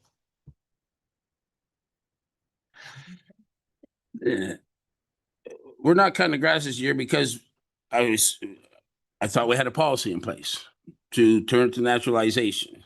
Is that no longer the case? Through the mayor. So it wasn't a policy. It was a part of the Parks and Rec master plan where it said that we should be looking for areas that we can have naturalization. This being one of, okay. Well, like most people, I'm in favor of the naturalization. And I'm opposed to adding any more. I would think that if we're going to change and go back to cutting it, that then the cost incurred should be absorbed by the people that obviously are the ones that want to change what council has already put in place. That's my thoughts about it. Councilor McGuire, please. Thanks through the chair. So I'm glad this is coming back. I like all of the options. I like how this is laid out. I want to thank our administration for laying this out for us and for explaining the situation. We've received many emails over the last couple of weeks. I'm going to say 80%, if not more, are opposed to the current naturalization that's happening along the road. I have talked to multiple residents in Ward 1 who are opposed to it. I've talked to just a handful, like literally a handful of people who like it. So going with the majority who have reached out, and I have asked everybody that has talked to me about it, everyone who's reached out, to send council an email. Those who didn't, obviously didn't get to talk to all of you, so you can't hear those words. But I do hope that you pay attention to the emails that you've received to my fellow council members, and you listen to the people who are asked, who you represent. So you're representing not just your ward, you represent all of the municipality. So I hope that you are listening to the entire municipality and you're listening to the residents of Ward 1, and you try to uphold what they're asking you for. My recommendation would be to go for number 4. I think in every other week, especially right now, the grass is not growing very much right now. We're in the middle of July. It's hot, or the beginning of July. It's hot. I would go for option 4, and then bring it back to budget for 2027. And at budget time, we can get more feedback from our residents to see if that's something that they want to do. And maybe we change it come budget time, but we at least give the residents a chance to have their say, and we at least give the ward reps a chance to have their say. Because that was taken from them. I do want to have a recorded vote when we go ahead to vote. So that's it. Thank you. Okay, Councilor Mady. Thank you, and through you, Madam Mayor. So first of all, the thistles. Is there anything that we can do for that problem, even though it's on the provincial side? Can we help our residents out some way with maybe spraying over there? Through the mayor, it wouldn't be advised on our end to do anything. The best suggestion that I would have is that we could direct them who to contact and maybe contact the province on their behalf. But I wouldn't suggest that we go on their property and do anything. Number one, there's a cost to it. And number two, we don't know if they're okay with us going and spraying on their property. So that would be my suggestion, is the communication aspect. Thank you. So then through that, will we need a motion for you to be able to reach out to the province and ask them, make them aware that there might be a problem over there and see if they'll help out? Through the mayor, we can reach out. I do know one of the local residents, the delegate tonight, did mention that she has already contacted them. But if it was coming from all of council, it might have more weight to show that council is also aware of the situation, that they want to see some action as well. So I'll leave that with council.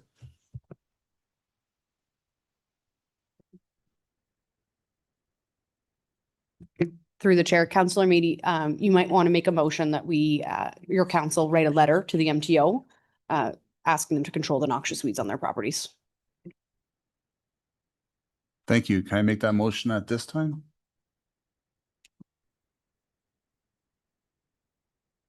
Maybe we'll go through them all, and then that will be one after we receive the delegations and the report. Councillor Guerin. Thank you, through the mayor.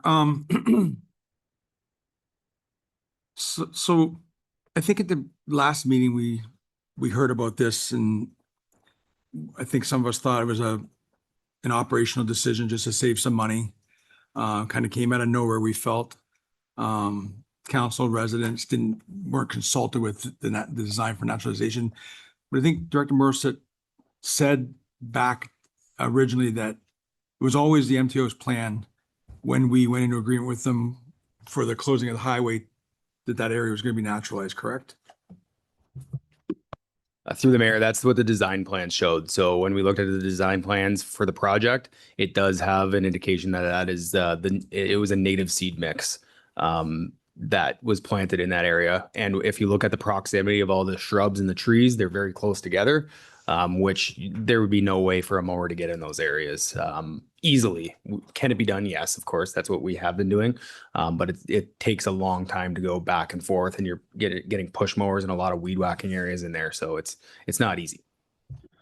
So further through the mayor, so administration knew about the plan all along, but we were cutting it because why? Through the mayor. So we wanted to make sure that the existing shrubs and trees that are planted in that area weren't going to die and get choked out by the grasses that were growing in the area. So it was for us to be able to prove deficiencies. So we went back to the MTO and said, hey, these are all the shrubs and plants and trees that have deficiencies. So even right now, you'll see some trees that are dead right now. They are on our list because it's been a couple of years since we've reported those as being dead. We have to address them, but they were reported as deficiencies to the province.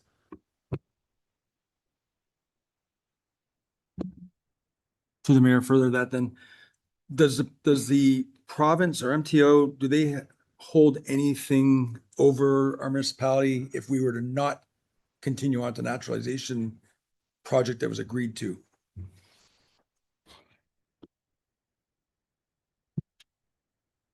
Through the mayor, we're not aware of anything. I wouldn't think that they would have that, but I can't confidently say 100% that they wouldn't have something to say.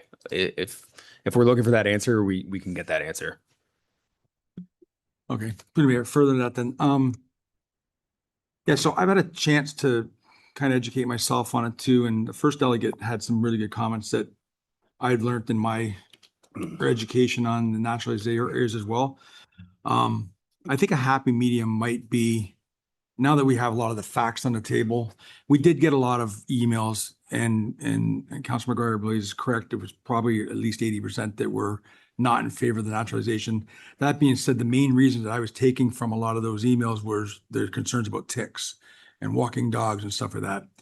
And just looking into educating myself on that, I think a happy medium may be more along the lines of closer to your option 6, where we're doing a staggered naturalized area rather than simply an overgrown area.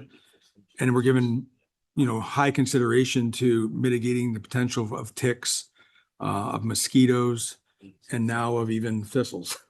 So I could be on board with something like that. Whether or not it needs to be continued like we thought it was going to be in our budget, we didn't know, continue to cut and wait till next council, I really think it's just a reason to delay for not. But I understand the concerns of the residents who have been walking it and wanting it cut.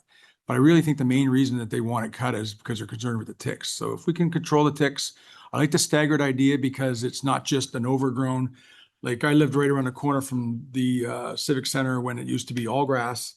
And we used to play football there, and we used to play baseball there and all that stuff. And then it looked like the one day they just decided we're not cutting grass. Yeah.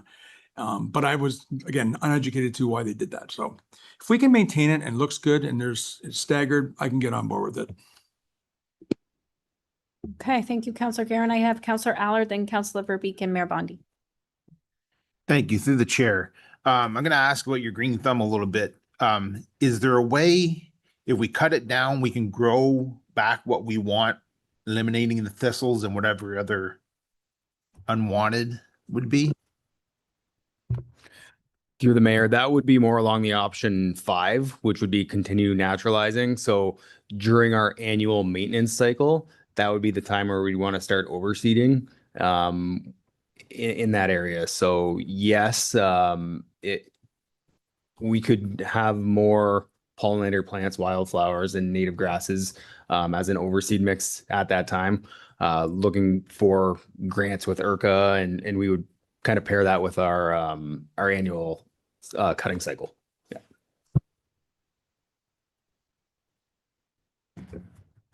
Oh, okay. Thanks. Through you, Madam Mayor.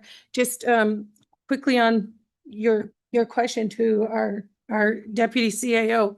That's exactly why I was leaning towards option 5. And my hope is that when we follow this through its natural cycle, we can introduce, when the time to mow and reseed comes, we can reseed some stronger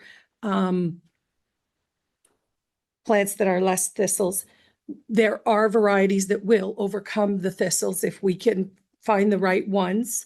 I know of some wonderful naturalized areas where this can work. And so it will be a matter in the fall when the next step of maintenance in this naturalized area comes into play, where they do mow it and choose perhaps more wildflowers that are naturalized. However, our first speaker hit right on something I wanted to mention. The unkempt is a perception of some, but not all. Some of us look at it and see it's ecological, it's environmental benefits, and see its potential. I know it's kind of unsightly right now, but as we've been told over and over, it's a work in progress. This doesn't happen.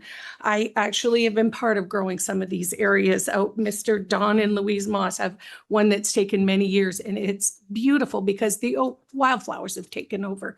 But I want to go back to one of the slides that was originally put out here. If you look at the advantages versus the disadvantages, we're talking about this aligns with our community services. It supports our pollinators, our bees, and our wildlife. It enhances our biodiversity, which we know is decreasing, and it reduces the long-term mowing requirements, improves stormwater infiltration. It reduces fuel consumption emissions that are often associated with the mowing. And if you look at the disadvantages, they're all about the perception, the unkept look, the overgrowth. The only concerns that also resonate with are the ticks, but right in the report, it sends us to the City of Windsor's webpage dedicated to naturalization efforts.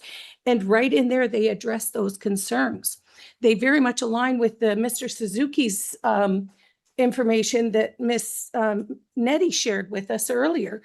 I just feel like we as a municipality have been slowly moving the needle forward in the right direction. And here we are again. We've just started this project. It's a couple years in. We know that it takes a while. I know that I cannot support any one of these options that take mowing this before the fall, before we see where this project has been meant to go. We've invested in it. Why would we stop when we're, this far along? And quite frankly, do we want to be tomorrow's news cycle saying, yeah, we were really trying to move forward and this naturalized area is supported for so many reasons, but we're just going to stop the project right here and now without ever seeing it through to fruition when we've invested this time and money into it. I can't support anything that's going to just like mow it before the fall. We're this close to getting through the one full growth season. I also have another comment that I called our mayor on Thursday late in the day when we were at the end of day 3 or 4 with 100-degree, feeling like it was 100 degrees, up over 80. And I said, can you please drive by that area and look at the trees that are in the naturalized area compared to the trees that are in these manicured, perfect lawns? They were all suffering and they were under stress. Those ones that had the long grass and the weeds that were protecting them and holding the moisture in looked beautiful. Yes, we had a few that died early in the project that are still there. That wasn't a part, the naturalized area wasn't there yet. That's not why those trees didn't make it. That's a topic for another day. The trees in the naturalized area and anywhere else where there was naturalized areas were thriving on those stressful heat days. But if you looked at the ones that were in manicured yards, they were in trouble without someone out there with a hose. So I know that my fellow counselor was making a different motion. I'll see where that goes, but I can't be supporting any that involve just stopping this project before it gets to at least a couple seasons of fruition. Okay, thank you, Councilor Verbeek. At this point, we're going to have a motion to receive the delegates. Then I'm going to go to Councilor McGuire Blaze for a motion. So looking for a motion that we receive the presentation from Nettie Ridley and Karen Arnold. Councilor Hammond, Councilor Mady, all in favor? That's carried unanimously. Councilor McGuire Blaze.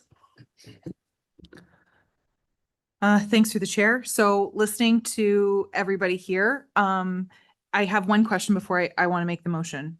If we go with option 6, which is an implementation of staggered naturalized areas, what does that look like? What is the percentage that you believe staggered? Do we know where, like, what is the definition of your thickness? Through the mayor, so we'd be looking at reducing it by 50%. So we would have to go out there and determine the areas that make the most sense just based on the plant life and density of where everything's packed in. The areas that are less dense with those things and easier to mow are probably the areas that we would be targeting. And same with the areas where there's thistle, we would want to target those areas as well so that we're cutting it. But our aim would be to get rid of 50%.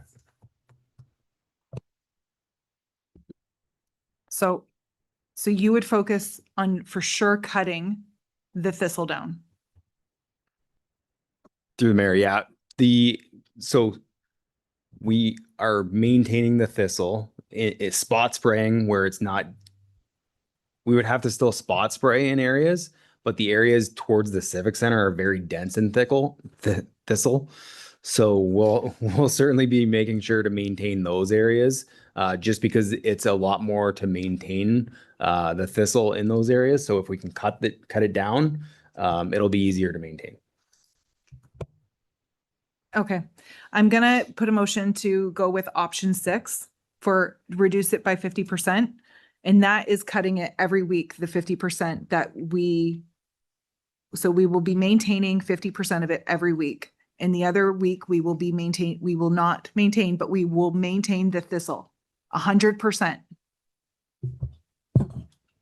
Through the mayor, yes, we would be cutting the dense areas of thistle and still spraying, as we did last week, still spraying the thistle that's remaining. Okay, my motion is to go with option 6 and I want a recorded vote. Okay, thank you, Councilor McGuire Blaze, moved and supported by Deputy Mayor Shepley. Everybody gets one comment here. One. Well, Deputy Mayor Shepley. Can I have a series of a few, just one chance at the mic? Okay. Yeah, I won't go second time. So I will support this wholeheartedly. I think I would have preferred option 3 or 4.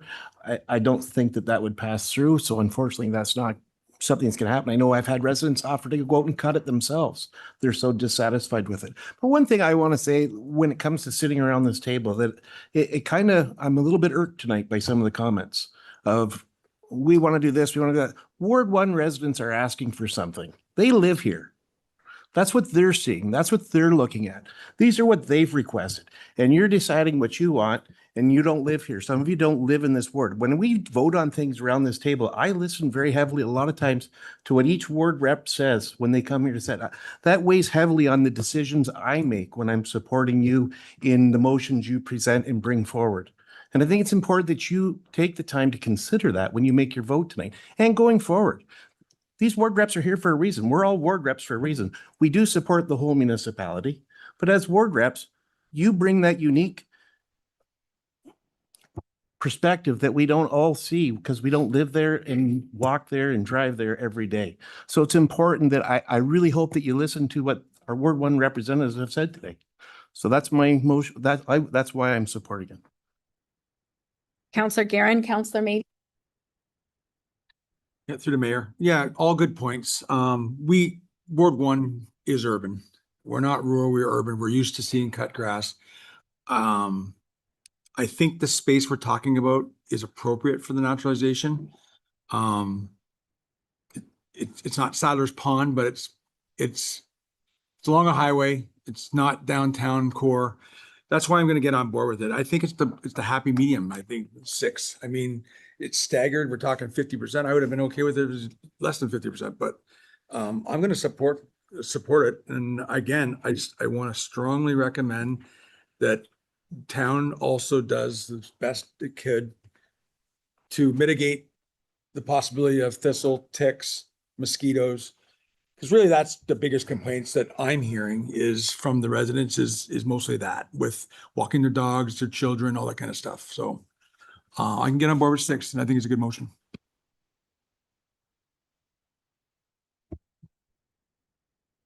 Oh, I don't.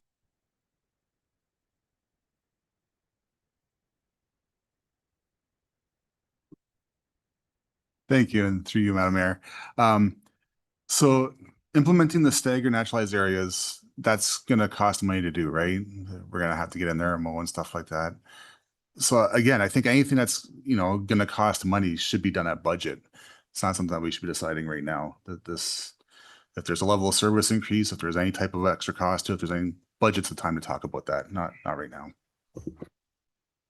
Okay. I have Counselor, yes, Counselor McGuire Blaze, you'll get the last comments. I have Counselor Hammond, then Counselor Verbeek, Mayor Bondi. I have not spoke yet. And then Counselor Eller, did you want to speak too? Okay, I'll put you in there. Okay, so right now, Counselor. Thank you, and through you.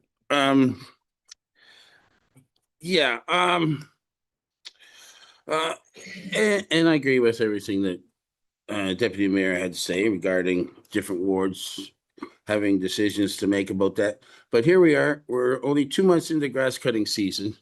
And like Councillor Verbeek has pointed out, we don't even know what the potential of this could possibly be. So I'd like to see us get a season out of it anyways. Everybody's afraid of ticks, but so far I haven't seen any evidence of someone having ticks on them. And as far as the thistles, the problem with those things is they get into the air currents and stuff like that. And Lord knows there's a lot down the highway. I think the big thing there will be reaching out to the province and seeing if there's not some way we can eradicate them along that corridor, and because they're just going to continue to spread throughout this community if we don't do something about that corridor. Okay, Counselor Verbeek. Thanks, Madam Mayor.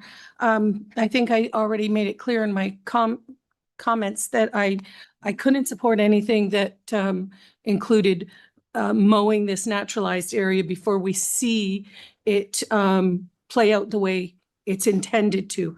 But I also want to say, as I do live in Ward 2 and I do proudly represent Ward 2 residents. I represent all of the people in this municipality.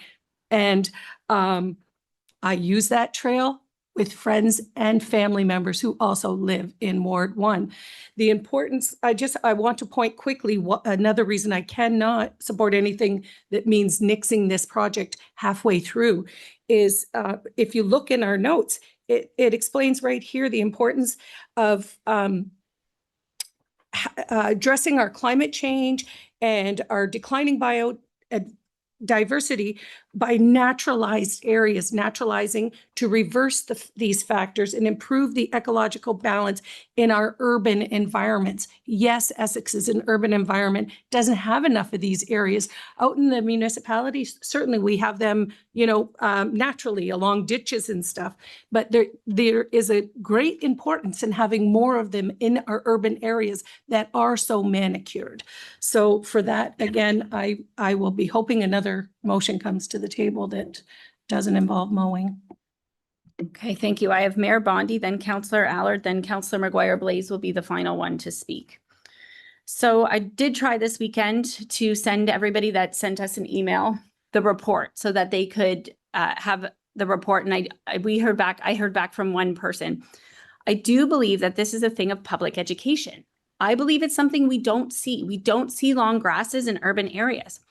I just got back from a Federation of Canadian Municipalities in Edmonton, And this is everywhere. Like you walk on a path and this is everywhere. Sure, it's a little prettier. It is a little prettier. And I think that's where we can work on making, putting in some wildflowers and stuff. It is a little prettier, but it is everywhere. This is what Edmonton looks like. If you Google Edmonton, you'll see naturalized areas. It's just foreign here. We're not used to it. So of course people are going to complain. I was on council back and I was on IRCA when we created the rain garden at the Harrow Arena. If you drive into the Harrow Arena, you see this garden. It looks like a bunch of weeds. And when the town cuts it down once a year, they hear from me because I don't even think we should cut it down once a year. But the rain garden looks kind of awful, but it actually serves a really good purpose. And my kids used to go to Harrow Daycare. They would walk down Harrow Daycare and there would be monarch butterfly eggs in that rain garden that people complained about. Guess what? People don't complain about it anymore though. Because you know what we did? We got a beautiful sign. We actually should do a social media post on it because people probably forget. We need repeat messaging out there a lot. That rain garden looks beautiful and it brings a lot of little character to that area where the students are actually looking at that rain garden. So I have a hard time supporting a 50% increase in service.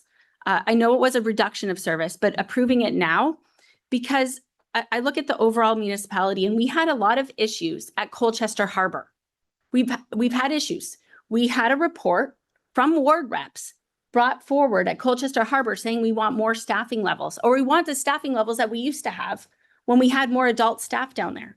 And we're still waiting for that report. And this report actually trumped that report. And we don't, so is council going to give more resources to that report? When 5 months ago in budget, we were nickel and diming in budget and pulling out 10,000 here, 5,000 here to get our tax rate low. At our last council meeting, we didn't have a lot of complaints then. I do know we did get about 10, maybe 15 emails. I'm not sure. But I do think we need to work on public education. It follows our climate action change plan. I would support trimming down some of it so that the path, there's more room after the path. I would support trying to get more of the thistles out. I don't think we should be encouraging the thistles. But also some of the emails saying that people are walking their dogs. From the path to the road, there's probably 20 feet of cut grass. So you can walk your dogs there without any long grass.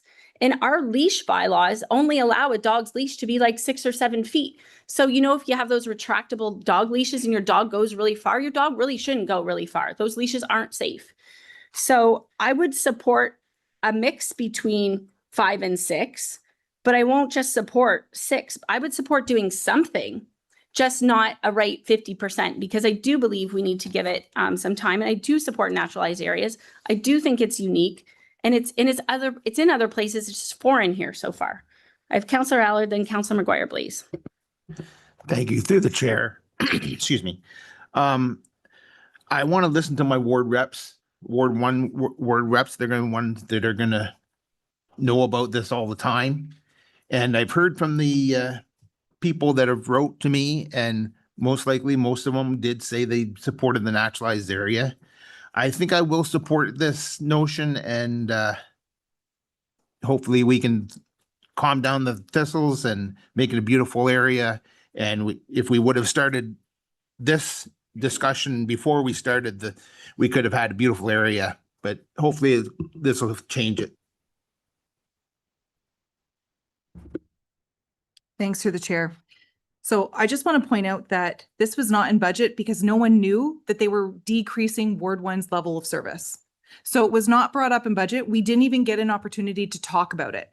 That's the issue. There was not an opportunity to talk about it, which is why option 5, whatever option I said, option 6. I do think that it should still come back to us in budget. Like, I think that should always be a part of our budget. We should have the conversation. And for those of you who are saying we didn't even get a season, you're going to get a season of 50% of it. So you can see what it'll look like at the end.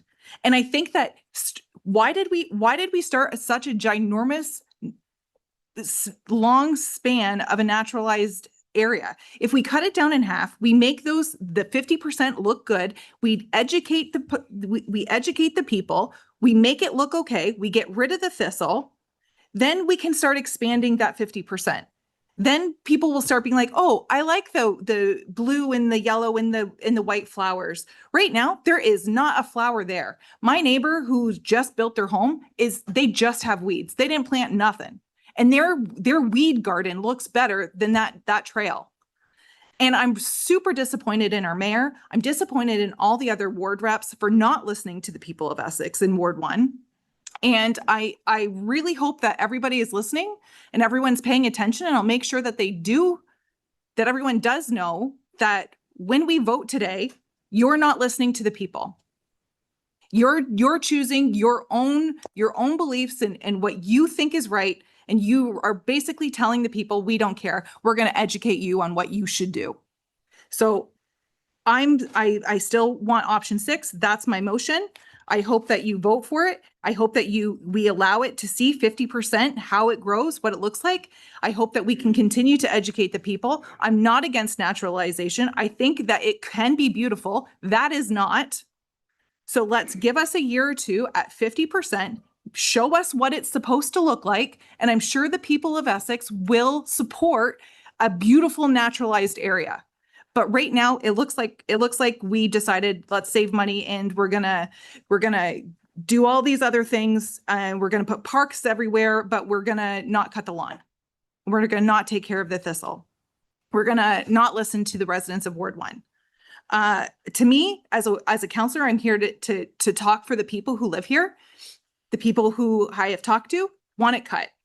I'm making a compromise I'm trying to compromise with the rest of council and asking for 50%. And you're sitting here, most of you have been like, nope, I like it. So I don't care what the rest of council said or what the rest of the residents say. This is a good compromise. I hope you support option 6.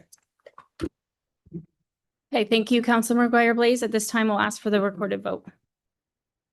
Thank you. The motion is as moved by Councilor McGuire-Blaze, seconded by Deputy Mayor Shepley, that Community Services Report 2026-04 be received, that Community Services Report 2026-12 be received, and that Council direct administration to proceed with the following as a service level for the multi-use trail on South Talbot Road.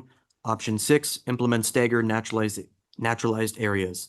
Councilor McGuire-Blaze requested a recorded vote. Councilor McGuire-Blaze, how do you vote? Support. Councilor McGuire-Blaze supports. Councilor Guerin, how do you vote? Support. Councilor Guerin supports. Councilor Hammond, how do you vote? On behalf of the residents of Harrow, I oppose. Councilor Hammond opposes. Councilor Mady, how do you vote? Oppose. Councilor Mady opposes. Mayor Bondi, how do you vote? Oppose. Mayor Bondi opposes. Deputy Mayor Shepley, how do you vote? Support. Deputy Mayor Shepley supports. Councilor Verbeek, how do you vote? I oppose. Councilor Verbeek opposes. Councilor Allard, how do you vote? I support.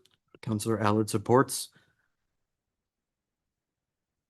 With a recorded vote of 4 in favor and 4 opposed, the motion is defeated. Okay, at this time, I'll look to council if there's any other motions. We do have to still receive the report and also receive the community services master plan, and council could make another motion as well.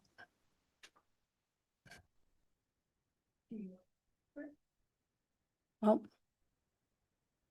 They receive them together. Let's receive. Mayor Bondi.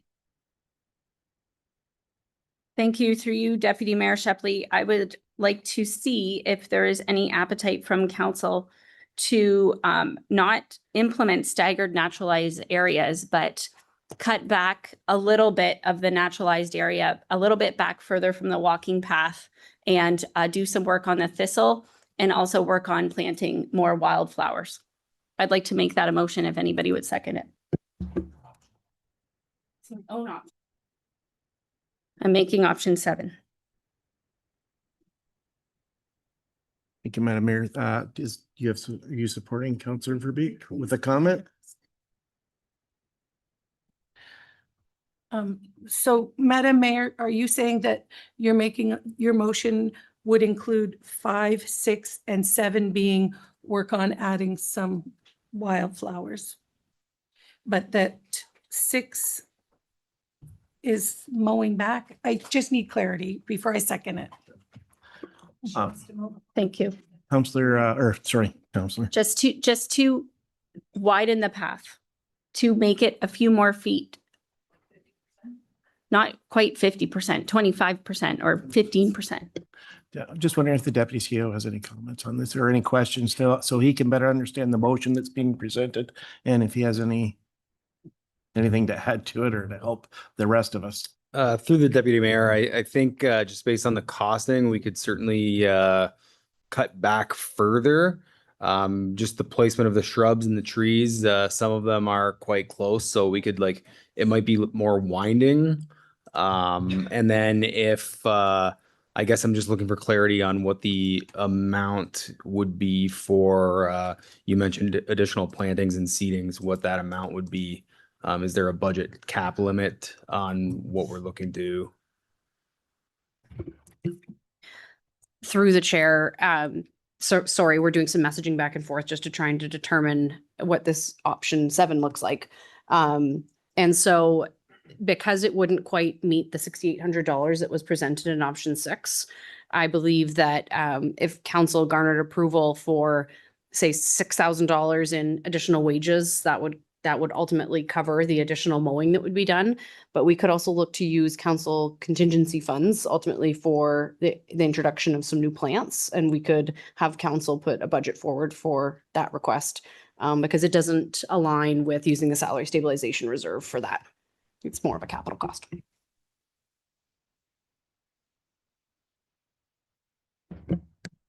Thank you. Through you, Chair.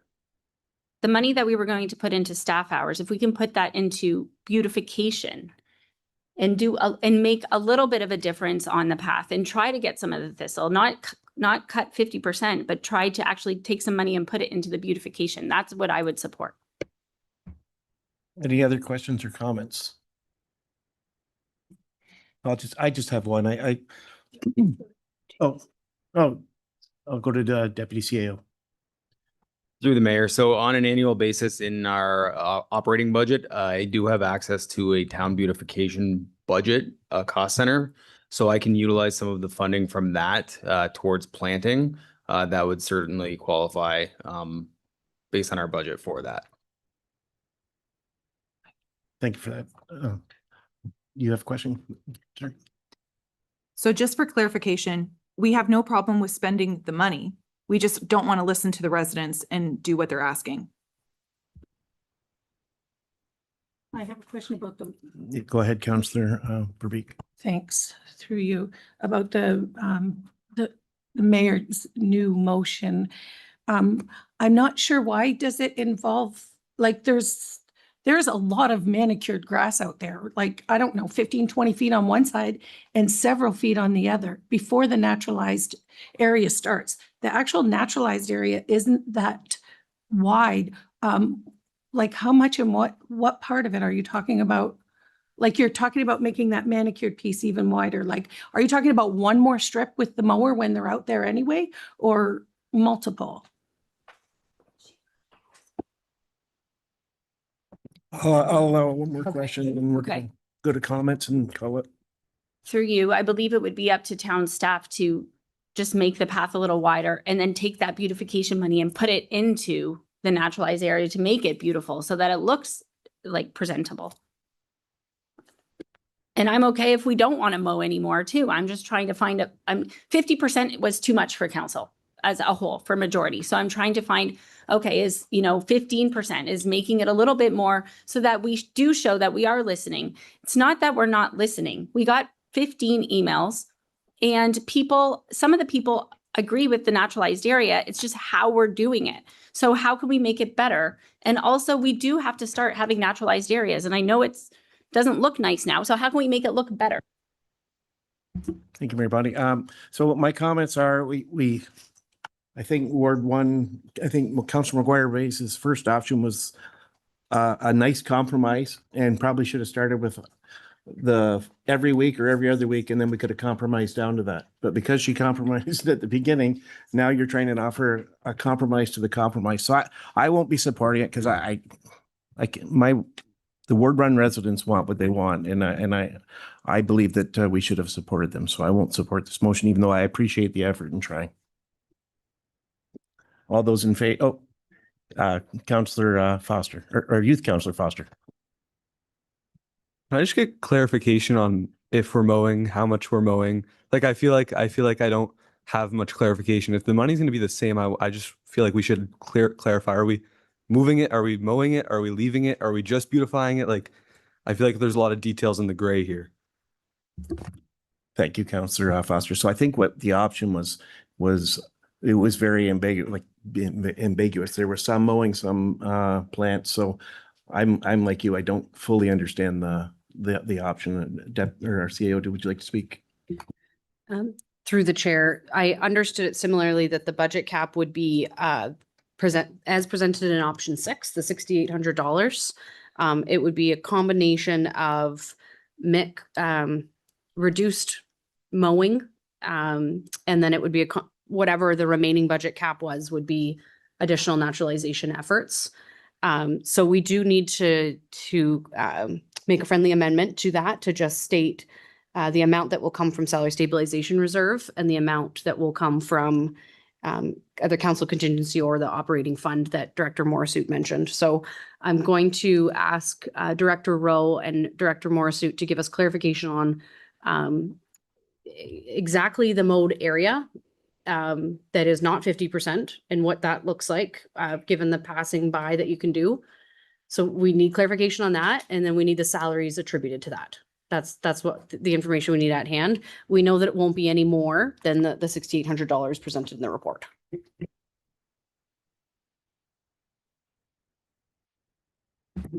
Counselor Meady.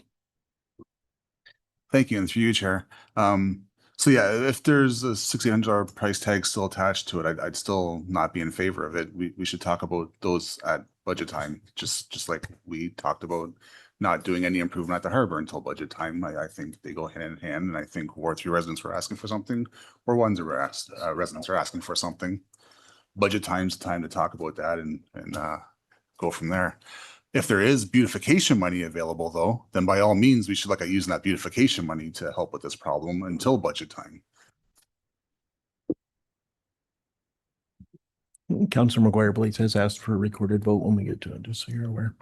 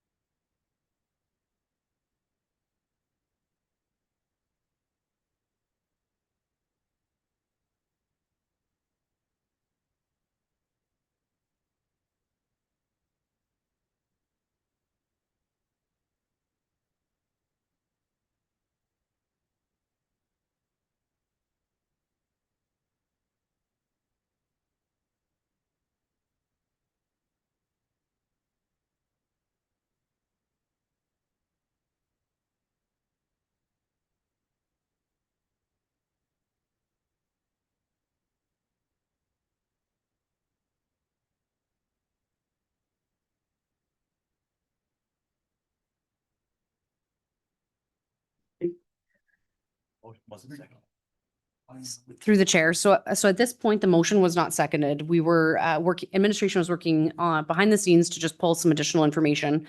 The recommendation at this point would be that council approve a budget maximum from the salary stabilization reserve for the increased mowing that would go on, and that maximum ceiling would not be greater than the $6,000. We had $6,800 in the report. It's going to be reduced from that. $6,000 would be sufficient to cover that. And I will pass it to Director Morrisseau to explain what is already approved in the beautification budget so that you know what funds you're working with there.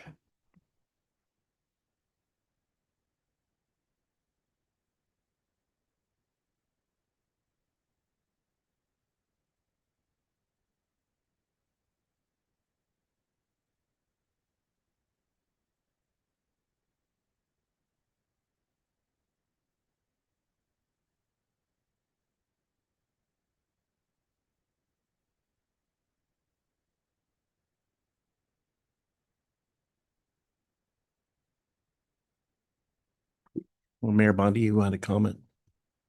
Thank you through you, Chair. Reading the room, I don't feel that the dollars are going to be supported for from salary stabilization. So at this point, I'd like to make a motion that staff use some beautification funds to beautify the garden. And Director, Deputy CEO is going to find out how much. Maybe like 3,000, something. Through the mayor, yeah, we could certainly do that. $5,000 in that budget would be possible. I guess the only thing that I would want to state is that we would likely suggest doing that as part of when we do our annual maintenance cut in September. So we pair it with that. So that's the time we would plant additional plants and do some overseeding as part of that annual maintenance cut. Okay, my motion is that we use the beautification fund and use $5,000 from that in our annual maintenance to beautify it. Do we have a second there? No, 1 second, CAO, Deputy CAO Morissette. Through the deputy mayor, I just wanted to clarify, it would be the urban center revitalization is the cost center that it would be coming from. Thank you. Councillor Verbeek, you had a clarification question? Thank you, Deputy Mayor. Just before I second the motion, I like clarity that now this looks like number 5 with the up to, not like, we don't have to max out at $5,000 in seeds, because I got a feeling moving forward from this meeting, there's going to be a lot of interest generated. And so it would have to be like, that would be the max to use from your beautification fund, not just to automatically throw $5,000 at seeds, and that it take place in the natural course of things when the mowing and the reseeding happens. Deputy CEO. Through the deputy mayor. So the suggested approach from my end would be that it would be a combination of seed and plugs that we put in the ground, similar to what we did at the Harrow Soccer Complex. And as part of that, pending council's approval, we would also seek grant opportunities with IRCA and other local agencies that might be willing to donate some additional plant material. Thank you, Deputy CEO. So Councillor Verbeek, is that a support now that you have clarification? You'll support. So any questions or comments at this time? Seeing, Councillor Maguire, please. So I just want to clarify that the mayor is putting out a motion that doesn't support what the residents of Ward 1 are asking for. Excuse me, Just point of order. it's just to do naturalization. Go ahead, What? Mayor Bondi. Just calling point of order on the behavior of Councilor McGuire, please. Hey, Councillor Maguire, please just keep our comments to just the motion if you can. Sorry. Yeah, the motion is not what the residents asked for. It's for beautifying the space, Well, not cutting it. Thank you. Thank you. And would you still like a recorded vote? Okay. Councillor Maguire, please, would like a recorded vote. Councillor McGuire Blaze has requested a recorded vote. Councillor McGuire Blaze, how do you vote? Opposed. Councillor McGuire Blaze opposes. Councillor Guerin, how do you vote? Opposed. Councillor Guerin opposes. Councillor Hammond, how do you vote?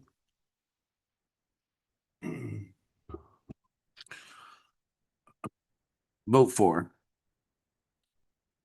Councillor Hammond is in support. Councillor Mady, how do you vote? Support. Councillor Mady supports. Mayor Bondi, how do you vote? Support. Mayor Bondi supports. Deputy Mayor Shepley, how do you vote? Opposed. Deputy Mayor Shepley opposes. Councillor Verbeek, how do you vote? I support. Councillor Verbeek supports. Councillor Allard, how do you vote? I support. Councillor Allard supports. With a recorded vote of 5 in support and 3 opposed, the motion carries. Okay, thank you, council. Hopefully we'll see some nice improvements this fall. At this point, we need to receive the report on, receive both reports. We still have the outstanding report on our community services master plan. So looking for a motion that we receive the report on the naturalized area and also on the community services master plan. Moved by Counselor Mady, supported by Deputy Mayor Shepley. Any questions receiving those? All in favor? Opposed? That's carried. Oh, Counselor Mady. Thank you, Mayor Bondi. I'm just wondering if now is the appropriate time to make the motion to write the province a letter and ask them for some support with the thistles on their side of the fence. Yes, moved by Counselor Mady. Good catch. Supported by Counselor Allard, that we write to the MTO asking them for thistle support. Any questions? All in favor? And that's carried unanimously. Moving on to Legal and Legislative Services Drainage Board, terms of reference. We have our Deputy Clerk here, Mr. Ducharme, who can walk us through why this is necessary. Thank you, Mayor Bundy. Through you, the terms of reference for the Drainage Board for this term of council were adopted by council on March 20th, 2023. And the Drainage Board is currently comprised of 5 members. Section 97(2) of the Drainage Act requires that a Court of Revision member be eligible for election to council. Currently, the Drainage Board includes only 3 of the 5 members eligible for election to council, resulting in some quorum issues at Court of Revision meetings. As such, administration's recommending the terms of reference be amended to be clarified and amended by increasing the total number of the community members from 5 to 6 members on the Drainage Board. This would provide more flexibility in scheduling Court of Revision meetings as availability would be increased. But the number of members attending a meeting would not be increased. There would still be 5 members selected for Drainage Board meetings and 3 members selected for Court of Revision meetings. The draft terms of reference are attached to the report for your consideration, and I'm available for any questions. Deputy Mayor Shepley. Thank you, Madam Mayor. I'm just wondering if there was any consideration was given to maybe having a council member sit on that board as the alternate so that the Drainage Board members that are there can continue to do their services and only council board member would jump in the case of their absence. We're around for all these discussions and decisions when they come before us, so they would have an awareness of it. So I just wondered if that was any part of the consideration. Thank you, Deputy Mayor Shepley. That's something I think we should talk about in the new term of council. We did used to have council members on the Drainage Board, and it became a little bit political. So I'm not sure it's something we want to revisit, but as of right now, I think we should support this and look at it in the future. I mean, drainage boards are open to the public. We can go, but sometimes it is pretty heated. So. No, I appreciate that. I was just Yeah. curious if that was a consideration. Yeah, we can talk about it as a council in the new term. Looking right now, I'll look for, Counselor Mady. Thank you, and through you, Chair.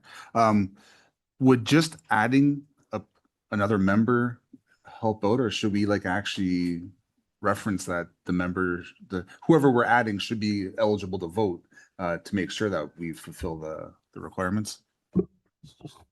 Yes, through you. We have also added clarity in the terms of reference that of those members, those selected to be on the Court of Revision have to meet that requirement in order to be selected.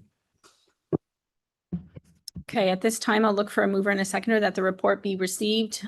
Deputy Mayor Shepley, Councillor Verbeek, thank you for working on this. I think it's a really genius fix, considering how you're rotating members. There's no financial impact. So good job. All in favor? And that is carried unanimously. Legal and Legislative Services, the 14th Concession West Drain Bridge. Looking for a mover and a seconder that the report be received and the following 3 members be appointed to the Drainage Board: Jonathan, Tiffany, and Danny. And that it meet on August 11th, and that bylaw 2552 be read a first, second time and provisionally adopted on July 6th. Moved by Councillor McGuire Blaze, supported by Councillor Hammond. Any questions? All in favor? And that is carried unanimously. Legal and Legislative Services, the Brusso Grandin drain improvements to Sun Park Hidden Creek residents. Looking for a mover and a seconder that the following 3 Drainage Board members, Danny, Tiffany, and Jonathan, be appointed to sit, and that Court of Revision is also on August 11th. And that bylaw 2553, being a bylaw, be read a first, second time and provisionally adopted on July 6th. Moved by Deputy Mayor Shepley, supported by Councillor Mady. Any questions? This is the one at Hidden Creek. They've already had their drainage meetings. So this is the Court of Revision. Any other questions? All in favor? It's carried unanimously. Our CERT update for July, looking for a mover and a seconder, that the CERT report for July be received. Councillor Guerin. Counselor McGuire Blaze, any questions? All in favor? It's carried unanimously. Reports from our youth members.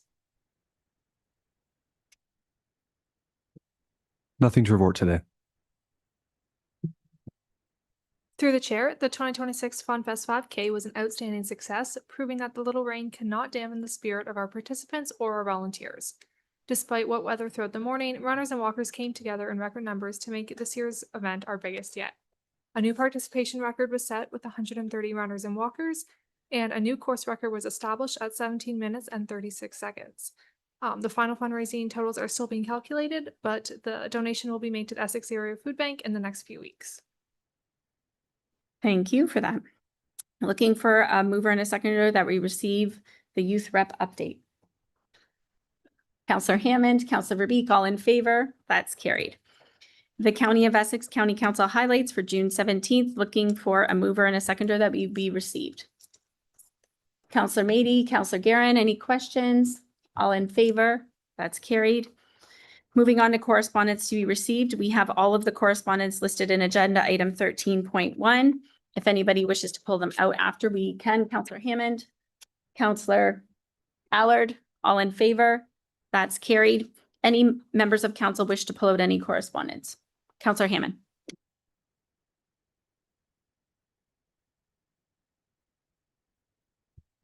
Thank you, through you, Mayor. Yes, I have three that I'd like to pull up: 13.12, 13.14, and 13.15. Although they're all different, they all seem to be they all seem to have a common association. 13.12, development charge reduction. Plimpton, Wyoming is asking for they're feeling rushed and feeling that the smaller tiered governments are getting left out of applications. This is the provincial push for more development. And that kind of gets me to 13.14, where Wawa is the potential changes to the school board, eliminating trustees. Seems the province is working towards less government, which kind of contradicts bringing in more people and then having less government to govern them. And that brings me to 13.1, where Tay Valley Township wants to reinstate Bill 97, because apparently upper tier governments like the premier and the cabinet ministers and their house, they're getting exemptions from Freedom of Information Act, which, you know, less government for them, and then they get exempt from having to be accountable. So I'd like to support these three letters. Okay, thank you, Counselor Hammond. Counselor Verbeek supports, I think we should do them one at a time, just because some individual members of council may wish to not support one of them. Okay, so the municipality of Wawa, we'll do that one first. Moved by Counselor Hammond, supported by Counselor Verbeek. All in favor? That's carried. Township, Tay Valley Township, reinstating requirements for compliance with freedom of information. Moved by Counselor Hammond, supported by Counselor Verbeek. All in favor? That's carried. And then it was the town of Plymouth, Wyoming. Is that one the one? Yeah.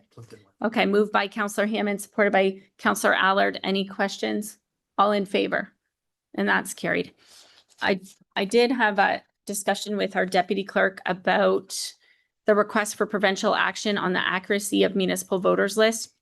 I'm wondering if you can share just some comments on how you feel it's going to be better. Thank you, Mayor Bundy. Through you, the responsibility of the voters list was transferred to Elections Ontario since the last municipal election and now mirrors the provincial voters list.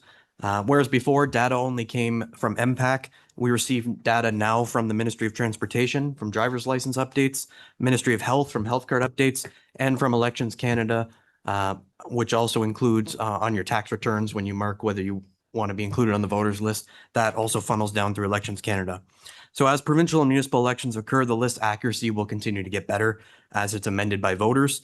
The correspondence on the agenda notes there's discrepancies in the total number of voters from the last municipal election to now. We understand this to be a result of the way electors who own multiple properties are counted, whereas before MPAC would count them separately. We understand now Elections Ontario counts them together as one person. So that accounts for that discrepancy. Elections Ontario has undertaken some registration advertisements to clean up the voters list over the last couple of years.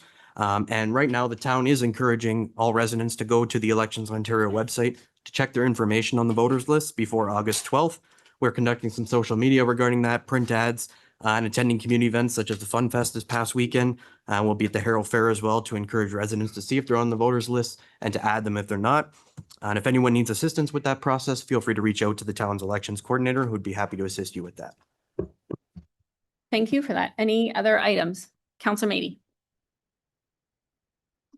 Thank you, and through you, Chair, I'd like to pull out 13.1.6 from the town of Whitby, asking for the review of the Ontario Land Tribunal enhancing deference to municipal planning decisions. Oh, good one. Moved by Councillor Meady that we support the request to review the Land Tribunal enhancing deference to municipal planning decisions, supported by Councillor Verbeek. Any questions? All in favor? And that is carried as well. Anything else, Council? Councillor Verbeek. Thanks, Madam Mayor. I'd like to send a letter of support about 13.1.8, the Village of Burkes Falls. They're just asking for retention of their cancer oncology clinic at the Huntsville District Memorial Hospital site. They're under risk of it being moved to quite a significant distance from their community. Okay, Councillor Verbeek moves that we support the Village of Burkes Falls. Looking for a seconder. Councillor Meady, all in favor? That's carried. Anything else, Council? Moving on to correspondence to be considered for receive and support. The Town of Essex, congratulations to Scott Miller. So Scott Miller received a reward for the 7th Annual Crossing Guard Appreciation Award. So he couldn't make it here tonight, but we will send him a congratulations. Looking to receive that correspondence. Councillor Allard, Councillor Guerin, any questions? All in favor? That's carried. Coaches Association of Ontario, it's National Coaches Week, September 14th to 20th. Looking to receive the correspondence from Coaches Association of Ontario, asking council to consider proclaiming National Coaches Week in the town of Essex to be received and supported, and that council proclaim September 14th to 20th as National Coaches Week in the town of Essex by adopting the following resolution. Whereas the town of Essex recognizes the tremendous positive impact coaches have on athletes and communities. Whereas the purpose of National Coaches Week is to provide the 300,000 coaches who call Essex on Ontario home with the resources, representation, and recognition they deserve for the time they devote to ensuring Canadians live an active and healthy lifestyle. And whereas we celebrate the many amazing coaches who live and volunteer in our communities for their selfless commitment to their athletes and participants by saying, "Thanks, Coach."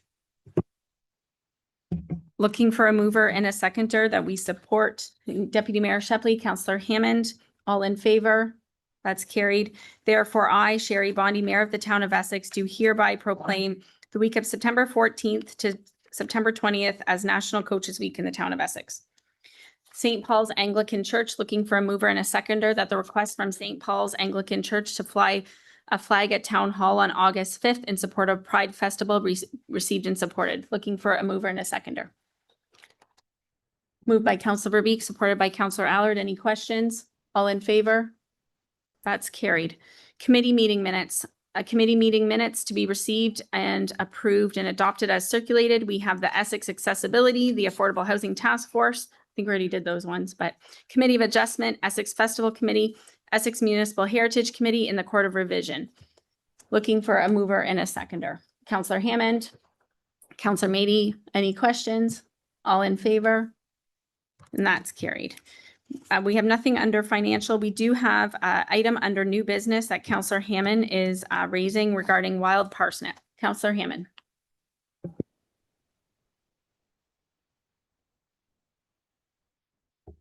Thank you, and through you, Mayor.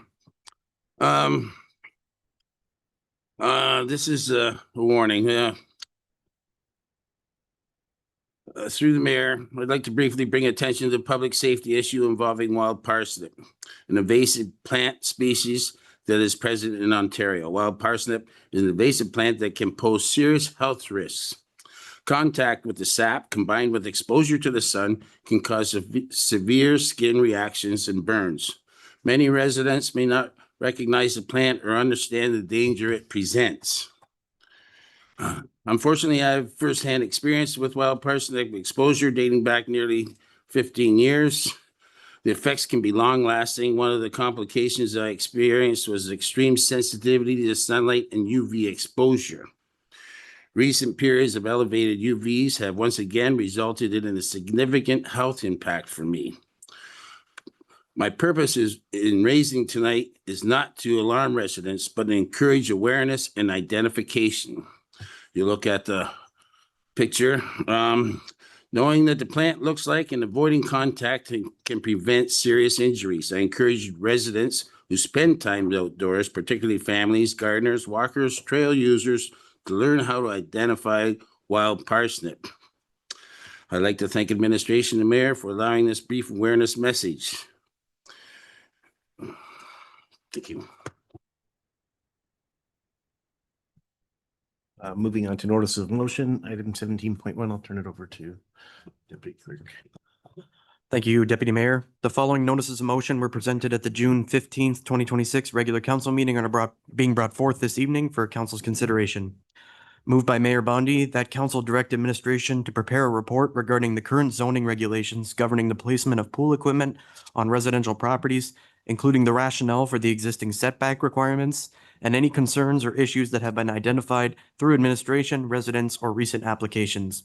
Administration should consider including the following in such report: a review of the current regulations and their purpose, information regarding any requests, complaints, or concerns received related to the existing setback requirements, an overview of the minor variance process as it relates to the pool equipment setbacks and the frequency of related applications if available, and a comparison of setback requirements in neighboring or comparable municipalities. Again, as moved by Mayor Bondi and would require a seconder. Looking for a seconder. Seconded by Councillor Verbeek. Mayor Bondi, would you like to speak? Thank you, Deputy Mayor. Over this past pool season, I was contacted by a few people that were putting in pools, and it came to my attention that our setbacks might be a little more restrictive than other municipalities. So I'm just hoping administration can have it on their dock. It's something that's not urgent, but people were told that they would have to go to the Committee of Adjustment to get a variance, which would cost a lot of money. And I think our setbacks 10 feet in other municipalities are 4 or 5 feet. So just want to see if we can become more in line. That's it. Thank you, Mayor Bondi. Any questions or comments to this motion? Seeing none, I'll call the question. All in favor? Opposed? Seeing none, that passes. Item 17.1.2. Thank you. The next notice of motion is moved by Mayor Bondi that council direct administration to prepare a report outlining the municipality's advertising, communications, and media expenditures over the past 4 years with costs categorized by media type, including print advertising, digital advertising, social media promotion, radio, and other communications related advertising. Administration should consider including in the following in such report: a breakdown of annual expenditures by category, identification of the primary publications, platforms, and vendors utilized, an explanation of any significant changes or trends in advertising and communication spending, including shifts between media types, a summary of any changes in advertising or communication strategies or practices during this period, and information on how advertising effectiveness, public reach, and engagement are evaluated, and that council direct administration to present such report prior to the delivery of the 2027 draft budget to assist council in its review of communication priorities and related budget allocations. As moved by Mayor Bondi, it would require a seconder, and Deputy Mayor, we do have a registered delegate for this matter.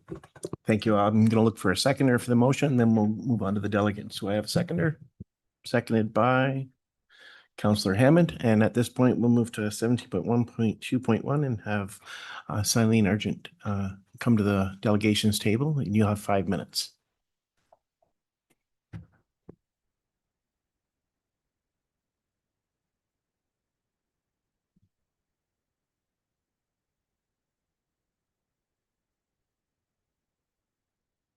Well, first of all, I'd just like to say thank you, Your Worship, and to all of council for allowing me to speak to this matter on the agenda this evening. Firstly, as the editor and the reporter of the Essex Free Press, again, I would like to thank you all for the opportunity. And it was already addressed, so I'm not going to reread it, of course. We would like to start off by saying that data drives decisions. Without data, what resonates with targeted audience when it comes to communication cannot be properly determined. As the immediate thrill of likes and shares on social media can provide a sense of exhilaration or even accomplishment, when the odd post does receive a little online attraction, the ease of sponsoring post may be tempting. While the glamour of instant reactions may not have, when the glamour of instant reactions may have once caused interest in what is now the dawn of the digital world, the consistency and reliability of local newspapers has prevailed and still remains reliable, consistent, and trusted. When communications tools such as print newspapers are crafted and put into the hands of readers, written by familiar faces, supported by trusted familiar businesses, and delivered by familiar neighbors, there is a great sense of responsibility in ensuring the content is fair, balanced, created with integrity, a thoroughness to ensure background information and voices of decision makers on all sides of the coin are included. In 2024, Ontario's Minister of Finance, Minister of Transportation, and the Minister of Tourism, Culture, and Gaming directed the province's largest 4 government agencies to allocate a minimum of 25% of their annual advertising spending for Ontario publishers. This was part of the provincial government's work to promote Ontario-made products, services, businesses, and workers. The province has noted by doing just that, the government is helping to support these publishers and their workers who are creating local news content for people across the province. News Media Canada, the National Association of Canadian News Media Industry, has noted in 2025, 86% of Canadians in Canada, adults in Canada, read newspapers weekly in traditional or online formats, a trend that has remained fairly consistent in its data that goes back to 2012. It adds that 54% of Canadians can be reached with traditional format advertising. Further, in News Media Canada's newspaper 24/7 2025 report, it states community newspapers and their websites are hyper-local. They effectively represent the neighborhoods they serve and are able to target these communities like no other medium. Almost 9 million community newspapers are circulated weekly, with the majority distributed free of charge, that report adds. With the Essex Free Press, a hyper-local newspaper that has roots that go back around a century and a half in this community, decided to make this delegation this evening to support Mayor Bonnie's motion. We want to better understand recent past trends when it comes to how town staff has organized its external communications while supporting obtaining the necessary data for council to best decide the path forward. With that, I would encourage council members and the staff members who would be preparing this report to consider including the voices of external media outlets to get a better, more robust look at the file as a whole. That would provide the opportunity for those outlets to submit their own analytics for comparison, including what the town gets in return. That will help ensure accountability and transparency in that taxpayers' dollars are used meaningfully. A social media analytics report will not show you all that data all on its own. As the current stewards of the public archive, we believe a community's newspaper's role is to preserve the history of this newspaper and the community it has faithfully documented for generations. While social media has its benefits, reliable news and journalistic integrity remain important. Traditional media outlets remain a steadfast and consistent tool for which businesses, organizations, and municipalities present their messaging. Thank you. Thank you, Ms. Sargent. Is there any questions for the delegate? Seeing none, any questions to the motion? Oh, thank you. Any questions to the motion? Mayor Bondi?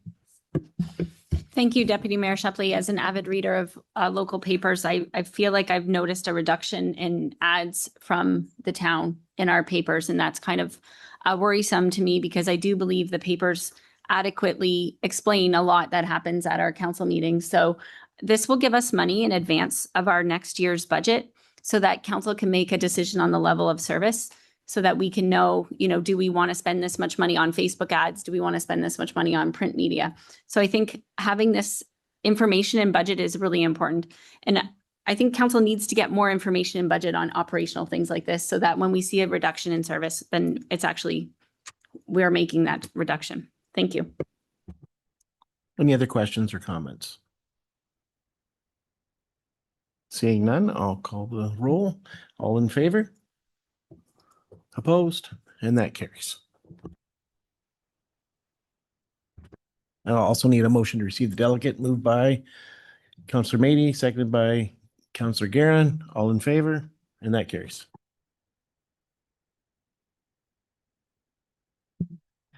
Thank you, Mayor Bundy. The following notice of motion is for presentment only and will be brought forward for council's consideration at the July 20th regular council meeting. Moved by Councillor Hammond. Whereas the community of Harrow experiences a diverse mix of local, commuter, and tourist vehicular traffic traversing through the town center and residential zones daily.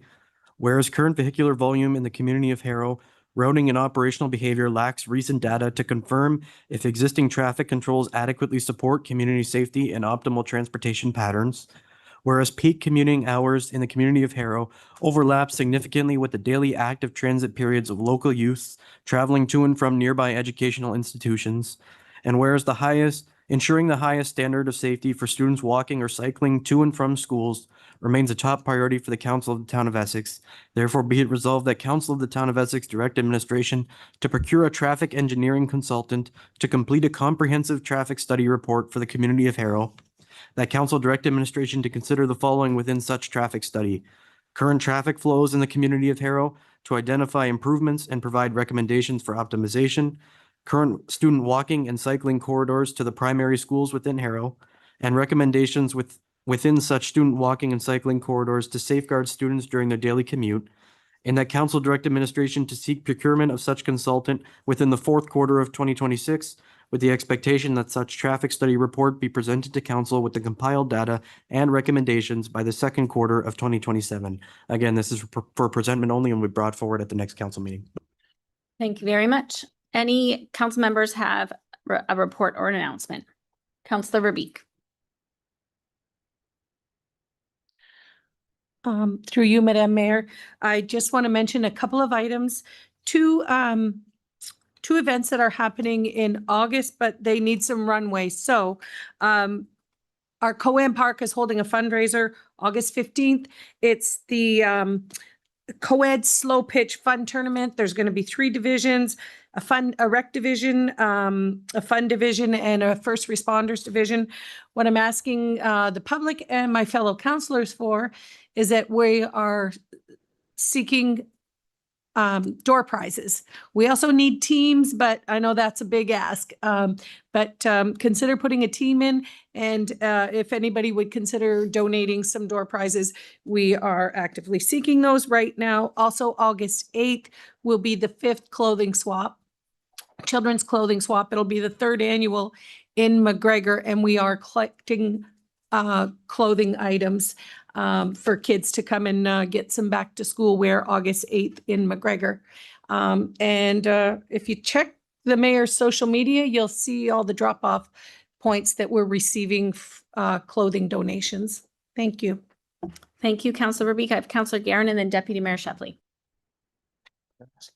Thanks. On behalf of myself and my FunFest committee, I want to congratulate Lauren and her crew for the 5K success. Keep it up. We appreciate that event. I want to thank the nonprofit groups that helped out with the FunFest this weekend. Autism Ontario, Windsor Essex, who worked our gate admissions into the beer tent. Essex Swim Life Saving, who worked our front gate admissions. Essex Minor Baseball, who worked our parking lot. And Life Day Respite Program of Essex, who ran our gates for the James Barker concert that was not to be, unfortunately. I also want to thank Jake and Rodney and Tim from the town of Essex. I mean, really, we have lots of people that help out and do their part, but without the town staff, there's just no way we could make this event work. So extra special thanks. And I've also extended olive branch to Rodney and told him to give us, when time permits, we'd love to do something for the workers, some type of a lunch or what have you, just trying to sort out the dates and time that work best for your staff. I want to thank all the volunteers. They're a valuable part of the success of our FunFest. And lastly, I want to thank my committee. We're small. We're only a handful of people, but we're very strong and after this weekend, very determined. So thank you all. Thank you, Councillor Guerin. Deputy Mayor Shepley.